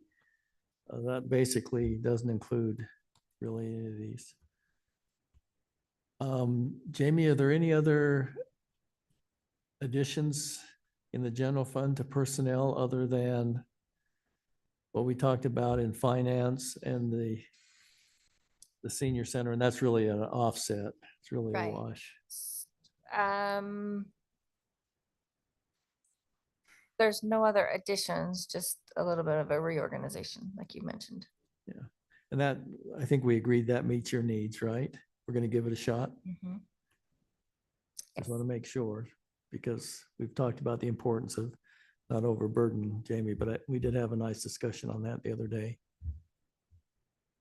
Councilmember Dalpas? Did we have baked into this budget potential retirements? I know we were pretty surprised this year with the amount of payouts that we had to make upon individuals leaving. Do you feel pretty comfortable that we have a good approximation of funding for that if we have surprise retirements or something? Yeah, there is some in there. Mhm. Okay. And you feel comfortable with whatever that number is based off of Of I what little know, knowledge you have? yeah, of- we of actually re- have to include that in the audit. We have to do an assessment and yeah, I Okay. feel pretty good Yeah. about what's in there. Is it 50? Is that what we ended up putting in there? 50,000 for that, which Okay, is okay, somewhat the normal. okay. We got hit pretty hard this year. Yeah, 170, 160. Yeah, close to yeah, 100%. that was big. And we've Um, changed that policy for new hires. Yeah. There's no payout.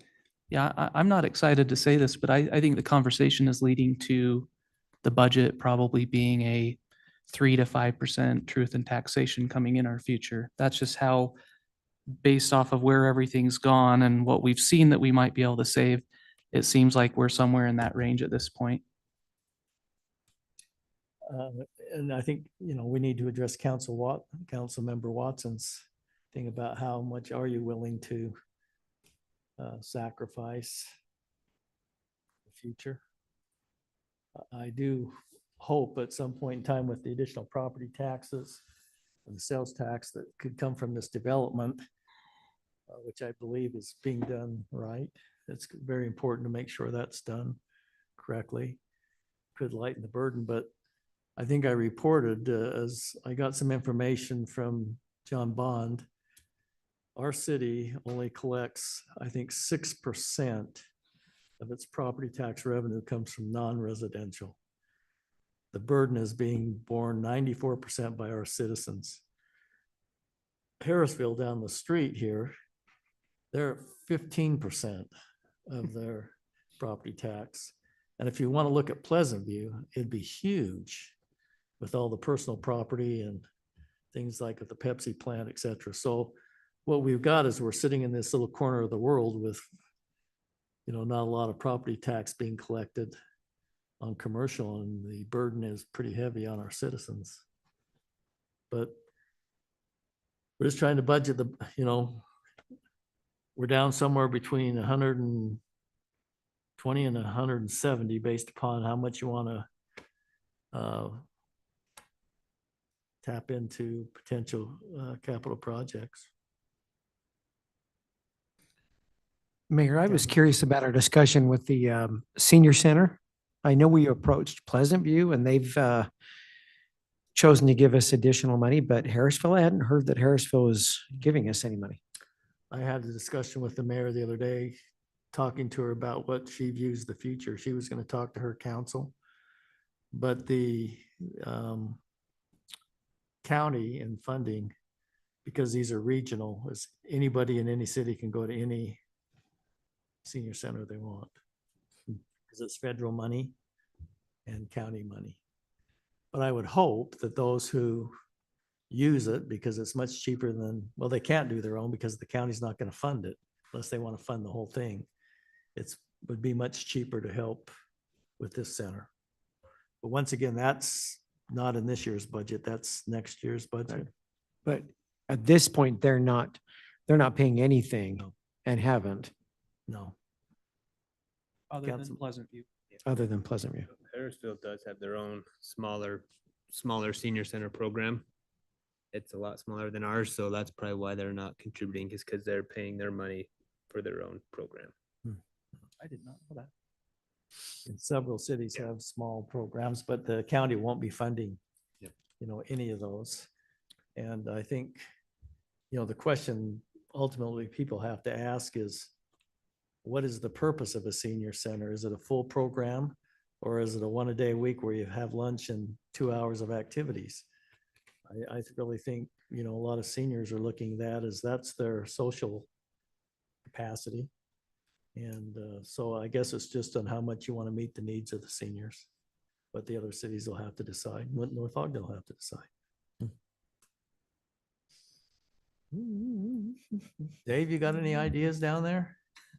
No, sir. Okay, so where are we? What do you want to do so we can move along? Councilmember Watson. Just one other question. You brought up the point that if we do have more commercial opportunities come in, that brings our sales tax higher, that could offset this change for the capital projects. But is that money allocated or designated to go that way? Or we would have to remember that we're saying to save that money to put there? Do you know what I'm saying? Yeah, once again, that is up to the council, how they, if they have excess revenues over expenditures, they can move it over to capital projects, or they can leave it in the general fund. Hopefully, two things will happen. We'll get increased property tax from a commercial base, and we'll get increased sales tax from a commercial base, but that's probably not going to be for another 18 months to 2 years, probably. Okay. Councilmember Walker, do you have a recommendation? I like the recommendation of your notes, right, that I can see in paper. number. Well, that does, my notes are still 120,000 Yep, short. So that'd be a 4.6% increase right now, property Okay. tax increase. So is that in the form of a motion, Councilmember Barker? Can we list it out? I'm not Yes. getting the same numbers, so. tell Yes, them we all can, again. we can, we're 530, 540. 540. With the solution in finance that would meet Jamie's, that takes out about 110. We'd take 150 out of capital projects. We'd increase sales tax revenues 150, which is still 50,000 below the path we're on, but my caution is there, we don't want to become more and more reliant on sales tax because we have no control over that.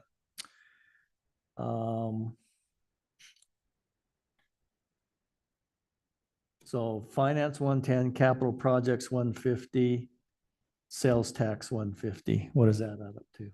410. 410, so we're 130 short. Correct. And Councilmember Pulver talked about increasing recreation fees 10%, which would be the remaining 10,000. That takes you That down to takes some 120. time, right? Ryan's saying it takes some Well, time. Rec fees, you could probably change quicker, but to, Yeah. to update your staff fees, and that might take more time. And should be looked at, no doubt about it. Agreed. Councilmember Pulver, we haven't heard from you recently. Where are you at? Same. I think you're talking 3 to 5%. You know, I had a back of a napkin of 6.5, but I think you've taken more off the table. But I think the other thing is definitely looking at, like you said, the revenue side, to restrict, as you know, reduce as much of the tax increase that we can. So that would be my recommendation. So, but I'm still thinking that it's going to be 3 to 5, somewhere in there.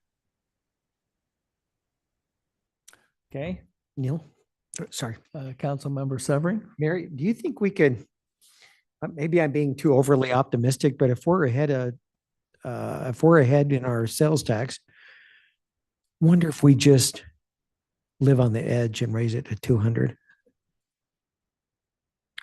Well, you surely could in an economy that seems to be pointing towards going the extra.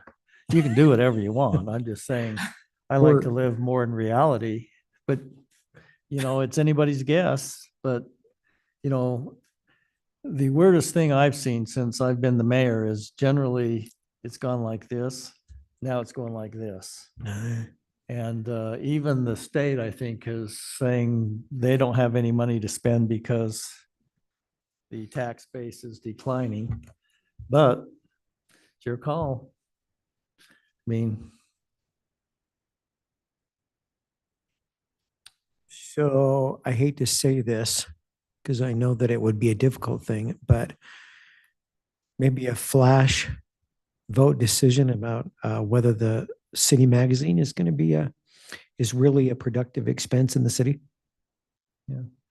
Well, once again, she's only got maybe 9,600, 10,000 in there. The 24,000 they're asking for is not even in there.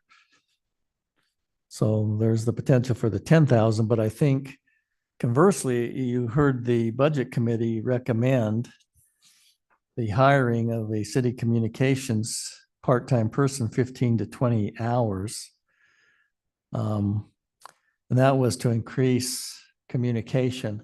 There would still be some cost in my mind if we sent out a newsletter or something that in the utility bills, there would still be some cost associated with that.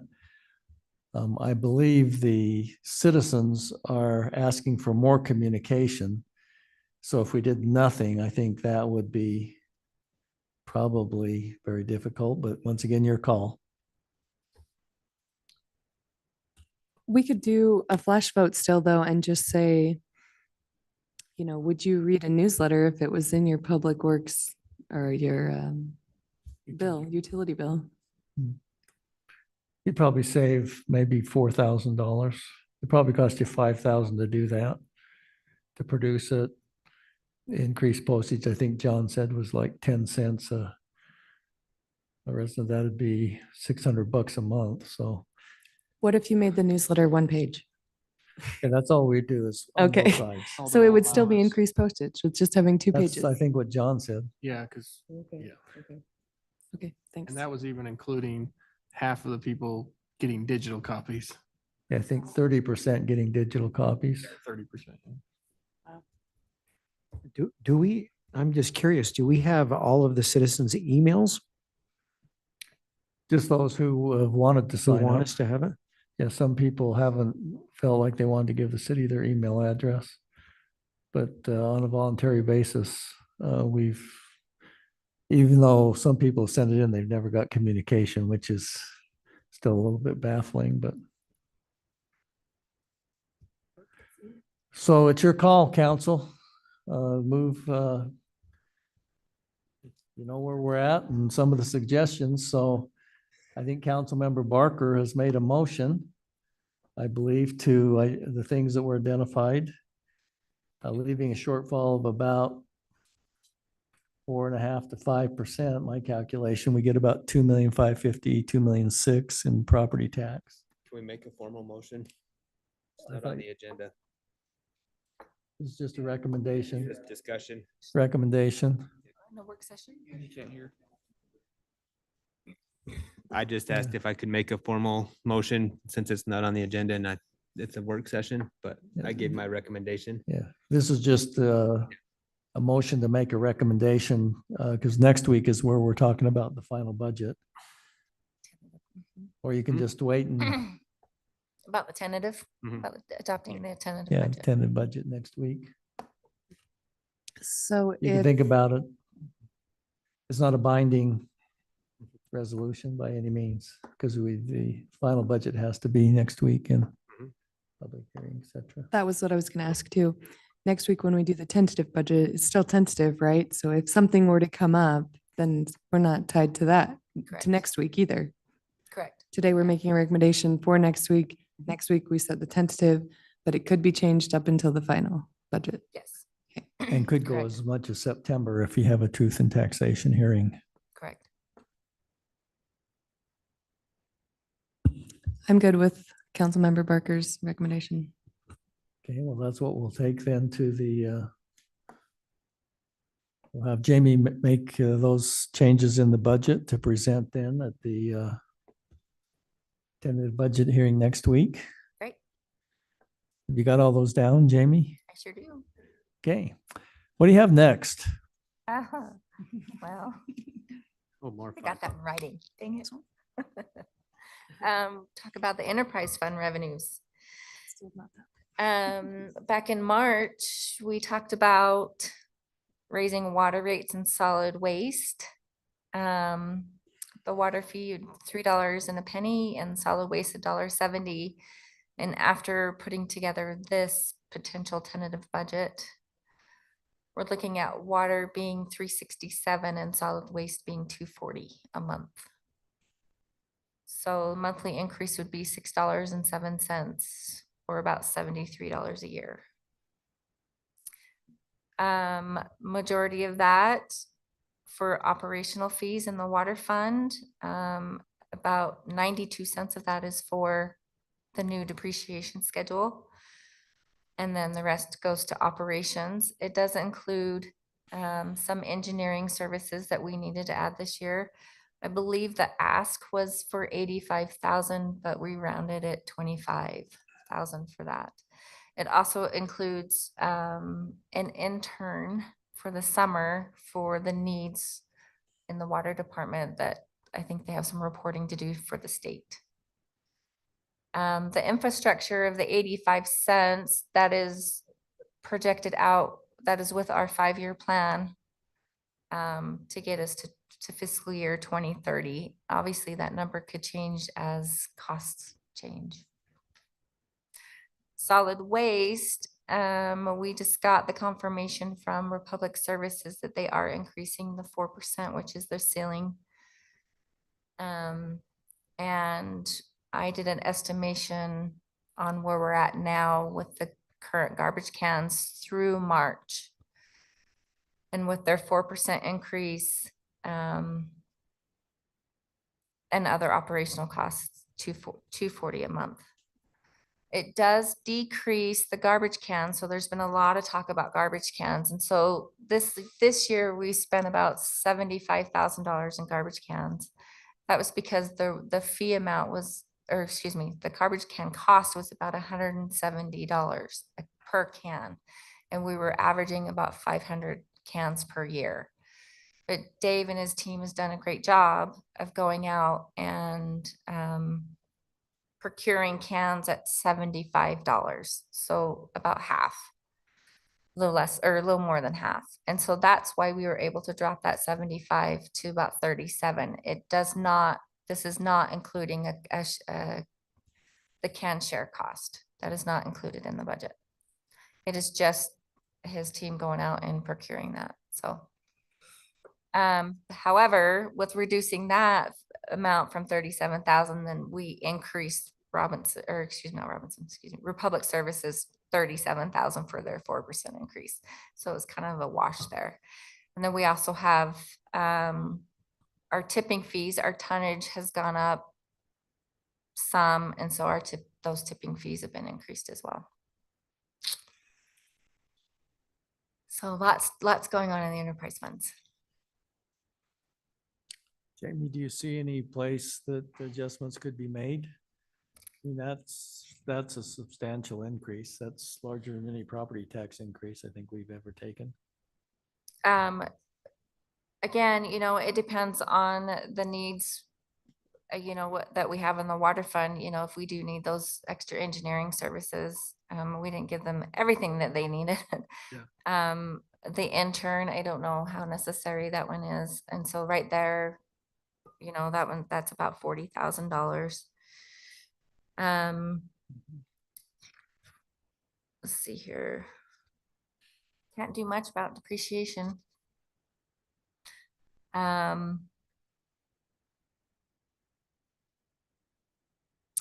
there's not much else to be done there.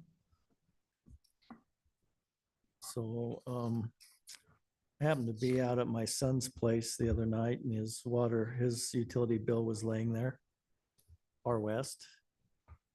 His monthly current charges for water, sewer, garbage, recycling, stormwater, $68.11.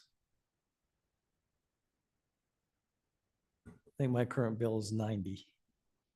So just to put that into perspective of where we're at, similar to Councilmember Barker's comment on recreation. I guess they get theirs from, is it Bonavista, did I say? They buy their water. But it's also flat. Yeah. Sorry, they're not pumping uphill for their water. And they don't have delicious North Ogden water. He lives in the flats. People in the flats are still probably paying what? Here, $75, $80 a month. We're still less than Ogden, I think. Not that that's like something to tout like crazy, but I think Ogden's more than us still. Well, and we're still pretty cheap, like when we looked at Harriman. Harriman has its own challenges. Yeah. Next 5 years, they're going to be increasing. And they're right now, I think a low water user is paying about $500 a year just for water. Dave, we talked about, instead of increasing this base fee, once again, back to those who are limited income. Correct. We talked about offsetting part of this, not in just the base fee, but in the usage fee. But that's a little bit risky because then people start conserving, right? But I don't know where we're at on that study. Sorry, go ahead. Oh, no, go ahead. I was just gonna say, I know that his department pulled the numbers together. I just haven't had a chance to make them pretty. So, I mean, that could have some effect here, just to point it out, but. Yeah. What questions do you have of Jamie on this? Because once again, this next week, we'll have to make this adjustment. The solid waste is a no-brainer. It's just cost being pushed on to the resident that was pushed onto us. And then the only thing that could be saved in water is if we don't want to prepare for the future, we could cut there and not be in as good of a place here in 3 to 5 years, but it seems like we're gonna have to. They've talked to us about this intern, this 40,000. Sorry, can you hear me? Okay, so with the intern, it was something that came down from the state. At the state level, they needed every service connection that is hooked in from our main going into a house. We have to identify what that service is, what material it is. So if it's, ductile, or if it's, brass, or, what those services are. And so we have to go in there and we're getting an intern to come out and go to every single house in our city, where they will go into the meter box, determine, hey, the service line going into this house is copper or it's poly. And so we have to do all of that. And then we have to turn this report in to the state by the end of the year. There was no, we've talked about an extension. They've said that this is something that needs to be done by the end of the year. And so it's been one of those things that's kind of got pushed onto us that we have to get done by the end of the year. We didn't feel like we could do it with our normal staff without, taking away from some of our other duties. And so that's kind of where we're at with that. This sounds like an unfunded mandate. So what happens is the state continues to emphasize that they're cutting taxes, right? And then the cities end up with all these mandates, unfunded mandates, and we have to deal with the increasing of the fees. Correct. Sounds a little bit like, correct, it might be the case, not sure, but kind of sounds like it. Okay, council, that'll give you something to digest, I guess, this week. Feel free to give me a call if you have any questions, and we'll get with Jamie and Dave and John and see what we can do to help out. What do you got next, Jamie? Everything else, unless you want to talk about. Hey, Mayor, Yes, sir, Mr. Pulver. did we talk about doing the cost share for the cans or no? I thought solid waste would be. Yeah, I Yeah, think, that's a good idea. yeah, I think Jamie said basically the savings on that was about 37,500, which is about what was increased by Republic. Okay. So it offset, but yes, I think that was considered, but it basically washed with the increase that Republic took. Okay, thank you. Anything else, Mr. Pulver? Not yet. Okay. Do we That want it? to talk about capital projects, the sheet that's on your? Well, you can look at it. Yeah, I can look at it finally. yeah. Go for it. I was so messed up before.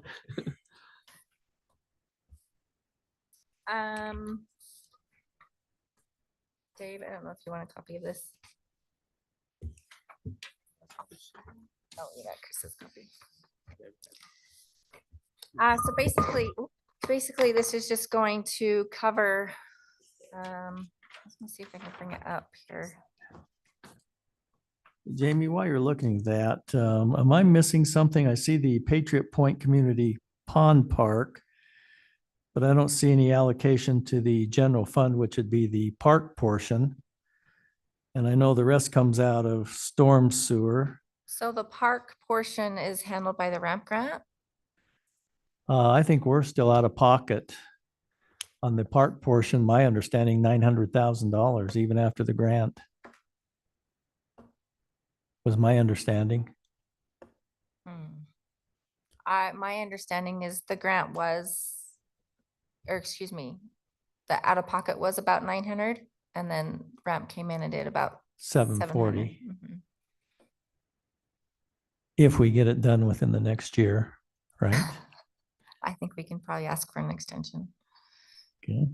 So that would still leave us 150, 160, where's that? Not on here. So that would be an So I need adjustment, to add it. right? Mhm.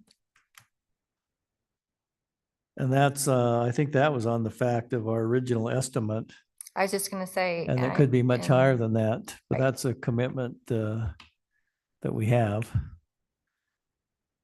Unfortunately, we did ask the county through RAMP to help out, else we would have been 900. That's a good ask. There. Sorry about that. I'll turn this off for just a second.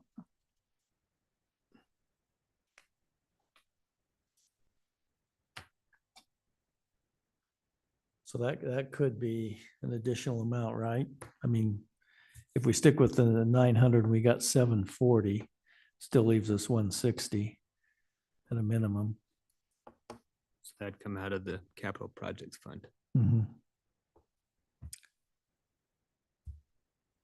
And then I think, yeah, you see the 272,000 for the stormwater, the Patriot Point.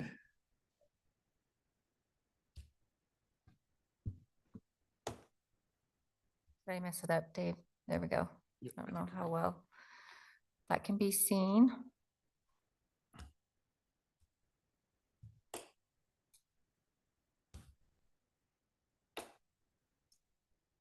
That's as good as I can. I guess so. Okay. I know it's rather small. So we do have we have the public safety building on here just for 100,000, just as a contingency. I know it's a brand new building. This is a beautiful building, but I don't want to leave them without just anything. 100,000 may be way too much, but I just wanted to make sure because we're still in the middle of finalizing all the billing and everything. Just in the budget, I just wanted to make sure that there is at least something there. The Loman View parking lot, because we're doing the pickleball courts up there and redoing the playground, and assessing the park itself, the parking lot isn't in need of an overlay. Is that correct, Dave? Just an Yes. overlay, yeah. We still have the Waterworks Park on here, 335,000 to come out of capital projects, and then some donation dollars as well. We just talked about the Patriot Point, so I will make that correction. And then the senior center renovation for the flooring. Again, I think the major concern is the entryway. And then we were talking that since we were there, we might as well do the other part of the floor, the wood part of the floor that needs some repair. We have the Orton Park Playground and the Oaklawn Park Playground. I think those are, gosh, in their 20th plus years of being replaced. We have the McGriff Park Trail connection. We have some park property purchase. If you remember, way up there on the hill, we were considering purchasing the property from Weber County. Jamie? Yes. Quick question on that. It doesn't seem like Scott has come back with an official recommendation on that, or am I remembering that wrong? Because I think is that correct? No. Oh, yeah, so we asked him to look into if it's a feasible plot of land for us to purchase, but so it's fine to have it in here, but just maybe talk to Scott and double check if he's come to a resolution on that, because he was going to come back to the council and officially recommend or not on that. Okay, sure, I'll ask. Thanks. Jamie? Yeah. Can I ask a question too? Yeah. Mayor? So I thought that there was never going to be in the future where we had more than one park. Weren't we kind of staggering the replacement? I don't know if I recall that, but. One park per year. Yeah. Remember, this is the next 5 years. I believe this has the. Oh, this is next year's. Oh, yeah, because we didn't have 2 in any given year. Yeah, we usually do one, but if we were given an explanation, we're open to it. But I know both of those are very bad and old. So I know there's a need. It's just, yeah, I am used to one per year. Okay, well, we can send them out and have them decide which one. Oh, I'm not officially recommending that. I'm just saying I'm surprised to see two when we usually have one. So if we have a good explanation and, you know, situation where it's absolutely needed, then we'll look at it, but Then we would have to probably put that on another stagger. Because we couldn't have two come up at the same time. Well, Once again, I think you have to look at this over the 5-year period of time, which is what we've done because it requires a plan to spend any money that's in capital projects. So whether you push this out another year, we're still short 5 years out. So you can see this still leaves a fund balance. This isn't going to be additional collection of taxes or anything from the residents. This is just kind of meeting some of the commitments that have been made. And if you were to look at the 5-year plan, which is what we have to do, I believe with everything that's committed out there and needs to be done, we had a shortfall about 5 years from now. Is that? Yeah, it was a smaller shortfall, but basically we're at zero. in Yeah, 5 and that's years from with now. what, 300 going in? How much? 300,000 going in every year. Yeah, that was 300 going in a year. So when you look out 5 years, so even if you move this from one year to the other, it's still in the 5-year plan and would end up in a shortfall unless you said, no, we're going to go back to the old way and not do that. We have the city hall renovation. This number might be a little bit high, but just turning in the old council chambers into new office space, and then also adding a break room, and maybe a couple offices and whatnot downstairs. So, the Public Works bay doors. So I know that we touched on this a little bit earlier. There was some concern with that, but we are looking at knocking down the current shop, the one that's actually out by the road. And so that's going to, and I believe it's all fenced off. And so I believe that's going to leave that kind of all exposed. And we don't want that to happen. And so we actually need to install, I feel like I'm talking for you, Dave. No, it's perfect. Install the bay doors. And then install bay doors and then move the fencing to make sure that that area is secure. And then also in my mind, I want to say presentable because we will have the Waterworks Park next door. So council, what this does is anything you knock out of here offsets so you don't have to have the 300 a year. But you'd have to knock it out of this and the 5-year plan. Right.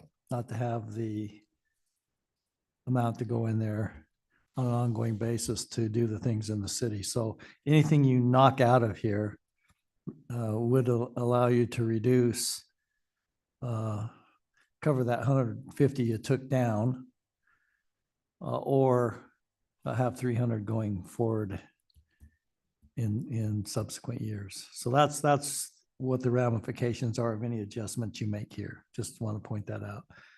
It's not the amount of, because you've already taken 150,000 out to balance the budget, right? So if you took it down to zero, you'd have to knock out 300 out of here, plus 300 every year going forward in the 5-year plan. And none of them are bad decisions, right?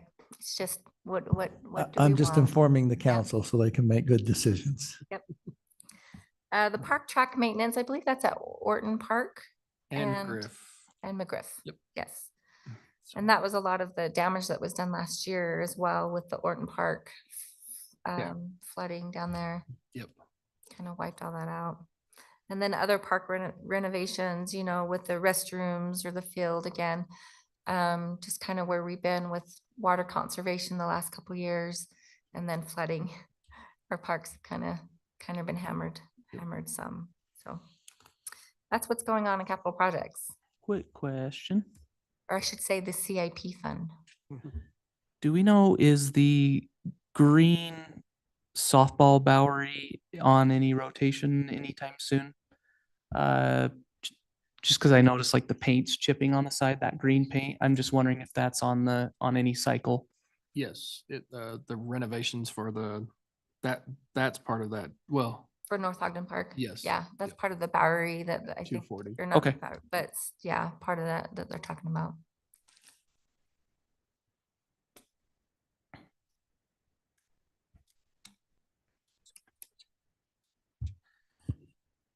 I'm sorry, I keep asking the same question.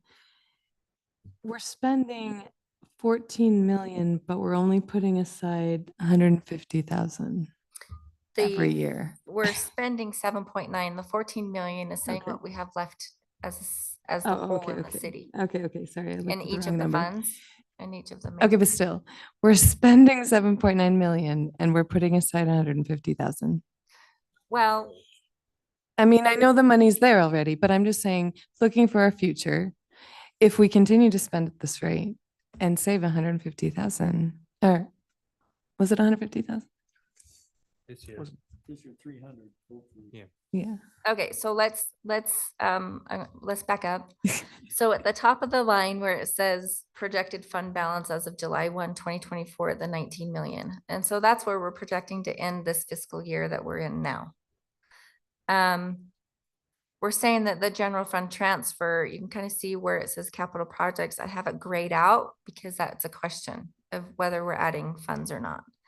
Then the next line, it says projected revenues. That should say June 30, 2025, sorry, but it says June 30, 2024. And so we're saying that we're going to add these dollars next budget year. So there's nothing going to general fund. The 174,000 for capital projects. And then like Class C roads, we're expecting to collect 950,000 next year, but that's going to go to our projects.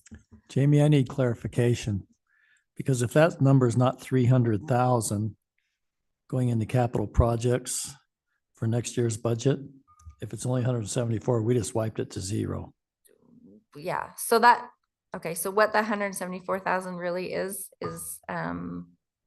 projected increase in the impact fee for parks. So where's the 100? Because I don't know that number yet. But you had 300 in the budget, right?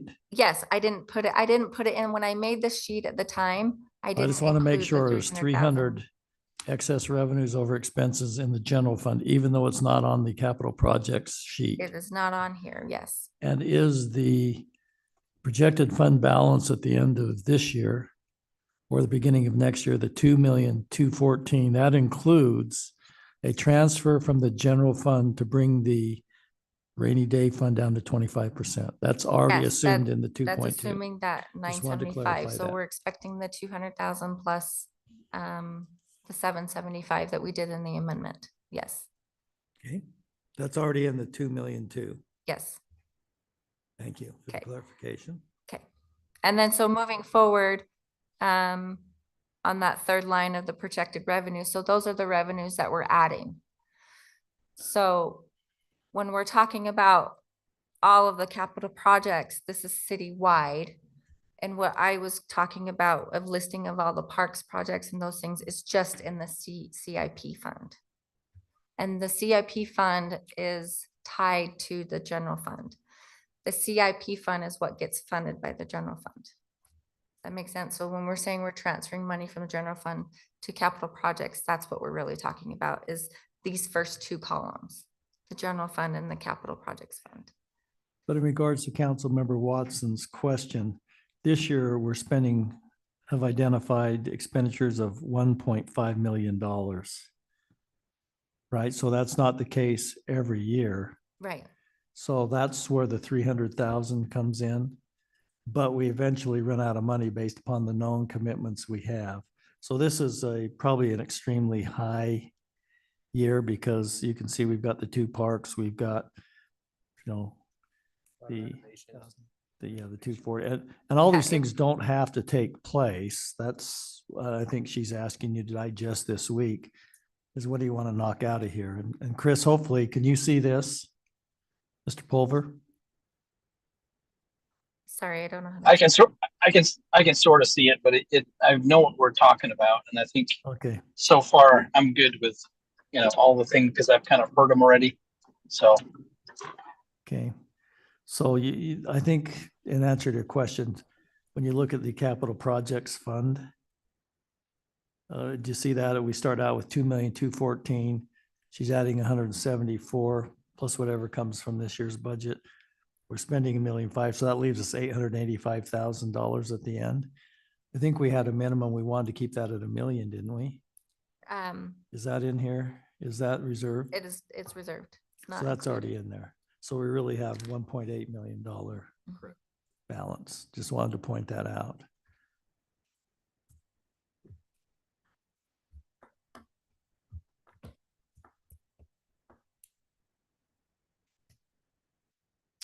Okay, what other questions do you have for Jamie?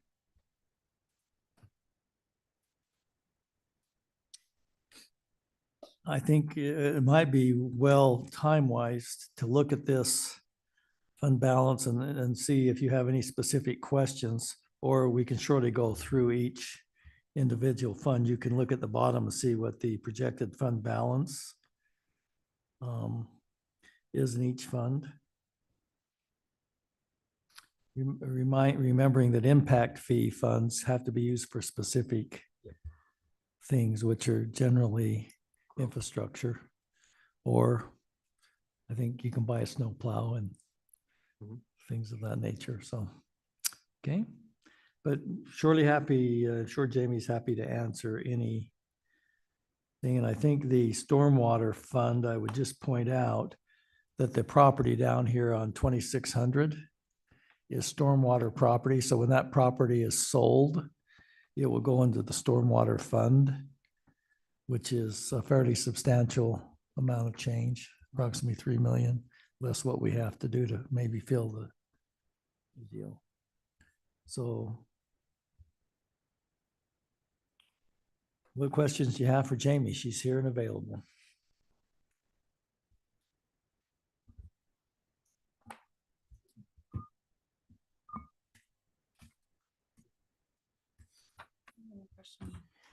So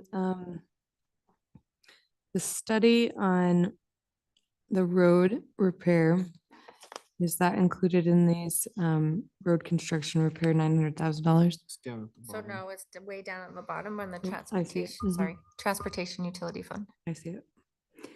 So I'm sure someone came to the conclusion that we needed to repair the roads at the speed of $900,000 per year. Can you expand on that? I'll let Dave talk about that. Yeah, so that's just building up, or from that, the report that we're actually talking about, we take also a lot of that data, use previous year's rates. And that's where we came up with that we would have to use about 900,000 to get caught up to where that 20-year study, because that's where your roads are based on, is about a 20-year life expectancy. And to do all the things that we need to do to catch everything up for that 20-year life, you're about $900,000 And that's a with- year. That's Yeah. with no inflation, right, Dave? With no inflation. Yeah. What's happened to road costs, Dave? Only- I heard it was like 40 or 50%. Yes, yeah, we've seen anywhere from like our patching and small things at the like 30 to 40%, and some of our bigger repairs, you're looking between 40 and 60%. Inflation. And our roads frankly are not in the best of condition. I think the study was how long ago, Dave? 7 or 8 years ago? Yes. And It was 10 million back then. Yeah. And they're projecting it'd be closer to 20 million. So frankly, I think this is very conservative. Yeah. And the winters have taken their toll on our roads. There's certain lengths of road in the city that have to be totally replaced. Yes. So that's why Councilmember Watson, we're looking down here at this transportation utility fund. Do the study is to garner funds to get our roads in a decent condition. And that's where John indicated that he's thinking that's probably about $10 a month per resident. That's just to pay for the study. No, that's to garner funds to repair the roads based upon what the study's going to tell us. So what we had to do is we didn't do any road construction this current fiscal year of 24. We just been doing potholes. Yeah. So what we did is we saved the dollars of B and C road funds in 24 and we're shifting it to 25 to be able to do this larger project. Correct. So it's two years worth of funds. That 900. Yes. And then what is the projection? 900 every year forever? Well, I mean, that's what we assume the study is going to tell us is about Right. 900 Okay. per year going forward, but right now we're doing about 450 a year, so. And what does that 900,000 approximately get us per year, like length of road to be? I mean, it just depends on what it is, but I mean, most of the time Curious. you're probably, when you're all said and done, maybe 1.5 miles of road. So last year we did Fruitland Drive from 21 was it From 2100 2100 to to 26. 2600 and that was just shy of 700,000. Thank you. Okay. Yeah, Ryan, You're thanks you. Cool, thank you. What other questions? I mean, our roads, and we get B and C road funds, right? Some of them have to be taken out of the general fund and assigned specifically to roads. It's, Yeah, so it's, yeah, it can only be specifically used for for roads. roads. Can't be used and- for anything And else. snowplow. But I mean, if you looked at getting Mountain Road in, you think about the length of that road, no curb and gutter, no sidewalks. You think about number of roads in our cities, we're not in the best of shape. Yeah. Okay, what other questions? Those are good questions. Councilmember Barker. So this isn't a finance question, but is it all right if I'm excused? I've got sick kids at home Yes. that need, Yes. I know we're close. We're not taking any votes tonight, but do you have any input before you leave?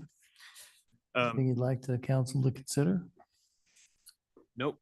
The only thing I was gonna report on is, like you mentioned, the fire department's ISO rating came back last week and we went from a class 4 city to a class 3, which means in theory, every homeowner can save 3 to 5% on their homeowner's insurance because our service is that much better. And a Yeah. lot of it has to do with the water department. We'll pass on our appreciation And also to. We're working to your get group. even better. Perfect. So- Thank you very much. Okay, well, thank you, Mayor. Thank you. See ya. Hope your family gets feeling I better. know. Yes. Okay, what other questions do you have for Miss Jamie this evening? Does that give you enough to digest to come back next week with understanding of approving a tentative budget? Kind of a solemn group tonight. All right, Jamie, do you have anything else you'd like to I think we're good. add? Thank you for your efforts and everything you put into getting this ready for the council to consider. We'll look forward to their vote next week and getting a tentative budget. Okay. All right. That would have us move on to council department reports. I'll make mine quick. I looked over the most recent financial statements Jamie gave me. I think expenses are pretty much in line for the 3/4 of the year that we're through. Can we pull up sales tax? I think everybody's seen it, but Yeah, I have it up on my screen. Can you go back to mine? are you telling us we're upside down, Dave? Yeah, In the budget. I'm changing it. It's Stranger Things. And just a brief report for those here who can see what's happening in sales tax. It's kind of bouncing all around, but we still are on track. Maybe come in 200,000 higher than we budgeted, but it ain't over till it's over, right? And so expenses, I don't see this year. Historically, we've come in at under budget on expenses, I think substantially.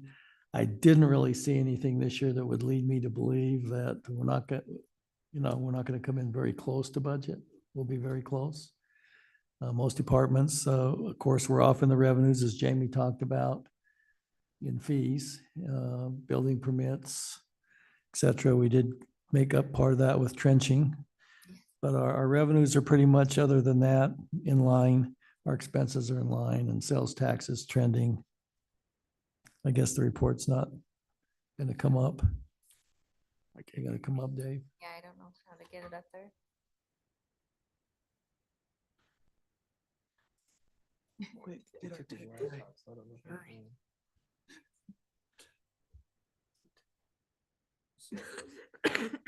Anyway, you'll see the same thing I just told you. So let's move on to Councilmember Pulver. Councilmember Pulver, what do you have to report on Public Works? Okay, so basically they're just getting going, obviously, with a lot of you see the detention ponds getting filled up and working on spring maintenance to get ready for mowing and storm and water and storm water cleaning up to get the facilities ready, all set from winter. Obviously you see some of the roads being fixed pothole wise, and it's definitely some lots of patching. And so that's basically what I've been hearing from other people that I've been talking about too, is why hasn't this had been done yet? So, I mean, like we were talking about roads, they're not getting better, they're getting worse. Lots more patching, lots more. It's just, you're going to pay for either patching wise or fixing it the real way. So, but that's the quick and dirty about Public Works. Okay, thank you. There's the sales tax report for those in the audience that would like to see that. We are tracking at about $200,000, but if you look at the month to month, do you have the other portion of that, Jamie? Where it kind of shows where it's bounced around. Some months it's up, some months it's down. Oh, are you talking about sales tax? I don't. This one's the audit committee. Okay, I thought we had the sales tax. Yeah, I just have that slide. Okay. Oh, this one? Yes, I do have Yeah. this one. And then it has the supporting documents for that. I think that showed it month by month, the supporting information anyway. No, that's all I have. Well, you can see that it's just bouncing around versus last year. Some months it's higher, some months it's lower, which is a phenomenon that we haven't seen for 4 or 5 years. So gives you a little bit to take a breath on. Okay, let's go to Councilmember Watson. All right, so from admin, Ryan, our recorder, has wanted us to be reminded that if you have anything that you want to come to city council, it needs to have 2 members of the city council members' approval. So rather than going to her to get it on the agenda, be sure you go through the city council. And then also there's a shred day coming up on the 9th from 9 to 11 a.m. at the North Shore Aquatic Center parking lot, and it's free of charge to all residents. And then from Justin, in leisure services, that's a tongue twister. Baseball practices have started. The games begin May 1st. Fields are being prepared for that. Lifeguard tryouts were held recently, and skills assessment tests. They're still a little bit short on lifeguards, but they're still recruiting and hiring. There is a second lifeguard course, certification course, at the beginning of May. And swimming lessons registration opened April 1st. Cherry Days 5K registration opened May 1st. So did summer camps. Let's see, some of this is outdated because I was supposed to share last time, so I'm just skimming through this. Food truck Thursdays begin on May 16th at North Ogden Park. North Shore opens on May 25th. So all of the repairs of the pool and de-winterizing are being completed. Movies in the park have been scheduled. There's several dates this year. And then our events and our aquatics web pages are being updated. So that's about it. And Councilmember Watson, if we could, I'd like to, I think it'd be good for the council to see how we've budgeted the spending of the ramp funds, the 22,000 we get, how that's anticipated to be spent. So if you could maybe bring that back to the council. Okay. That way it makes it more efficient and effective. If the budget's approved, then staff can utilize it as approved by the council. Okay. We'll now go then to public comments. If anyone online, I see we still have 3 or 4 people online and some here. If you'd like to step up and tell us your name, if you're a North Ogden resident, and please Sandy identify. Cochran, North Ogden. I hate to beat a dead horse, but I'm going to do it. I just want you to realize the point I was trying to make is I've been in my home for 4 years. And when I moved in, our amenities were promised in like 6 months. When that date came, it was pushed out another 6 months.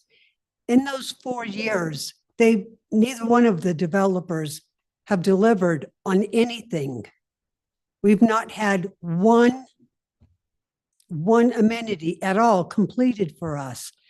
And I understand you all don't control that, but what I don't think you realize is when citizens sit at home, and I tell my neighbors all the time, go on YouTube, watch the council meetings, see what was said and done. And when they see the meeting and they see a developer stand here and go through this big list of all these things they're promising in front of you all, they assume you have the authority to make them deliver on that. And when you don't, they get frustrated. Just want you to be aware of that.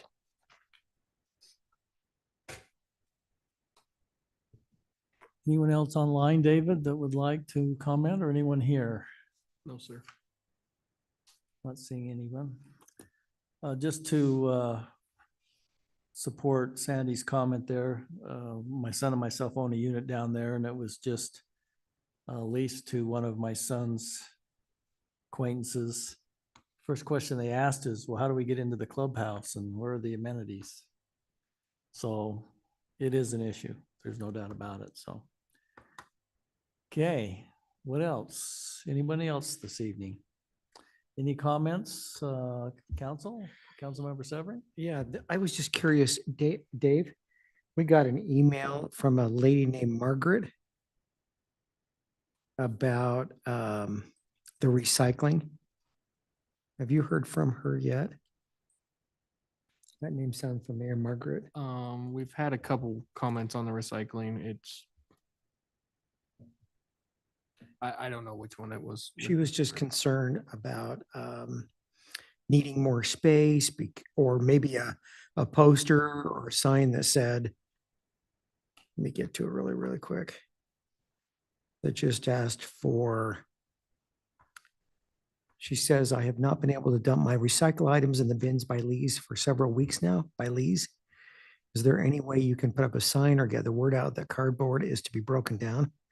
I also think there needs to be more bins put out. So I just wanted to share that with you. So that's just a thought coming from one of the citizens. For sure. Can you get those dumped more often? I know there's a cost associated with it, but how often are they dumping those days? We just upped it to 3 days a week now. And I mean, they are still every single time they go to dump. If not overflowing, they're on the brink of overflowing every single time. So we are dumping it Monday, Wednesday, and Friday right now. That is something that we can increase. I mean, there's obviously a cost to that we can bring back to the council, or increase the amount of dumpsters there. With taking that building down, we'll probably have to kind of make adjustments how we where we put those dumpsters or how we align those, but that will probably be a discussion as well. Okay. Thanks, Jay. Any other comments from council? Staff? I have a comment, Mayor. Ryan? I just wanted to announce that we put a survey on our social media as well as our website, looking for feedback from citizens on the website, as well as inviting citizens to submit photographs of North Ogden City for our new website. So we just want to encourage participation with that. Thank you. Okay, thank you. Bryce? Jamie, anything else? Thank you. All right. With that, then I'd look for a motion to adjourn the meeting. Motion to adjourn. Okay, meeting is adjourned. Thank you.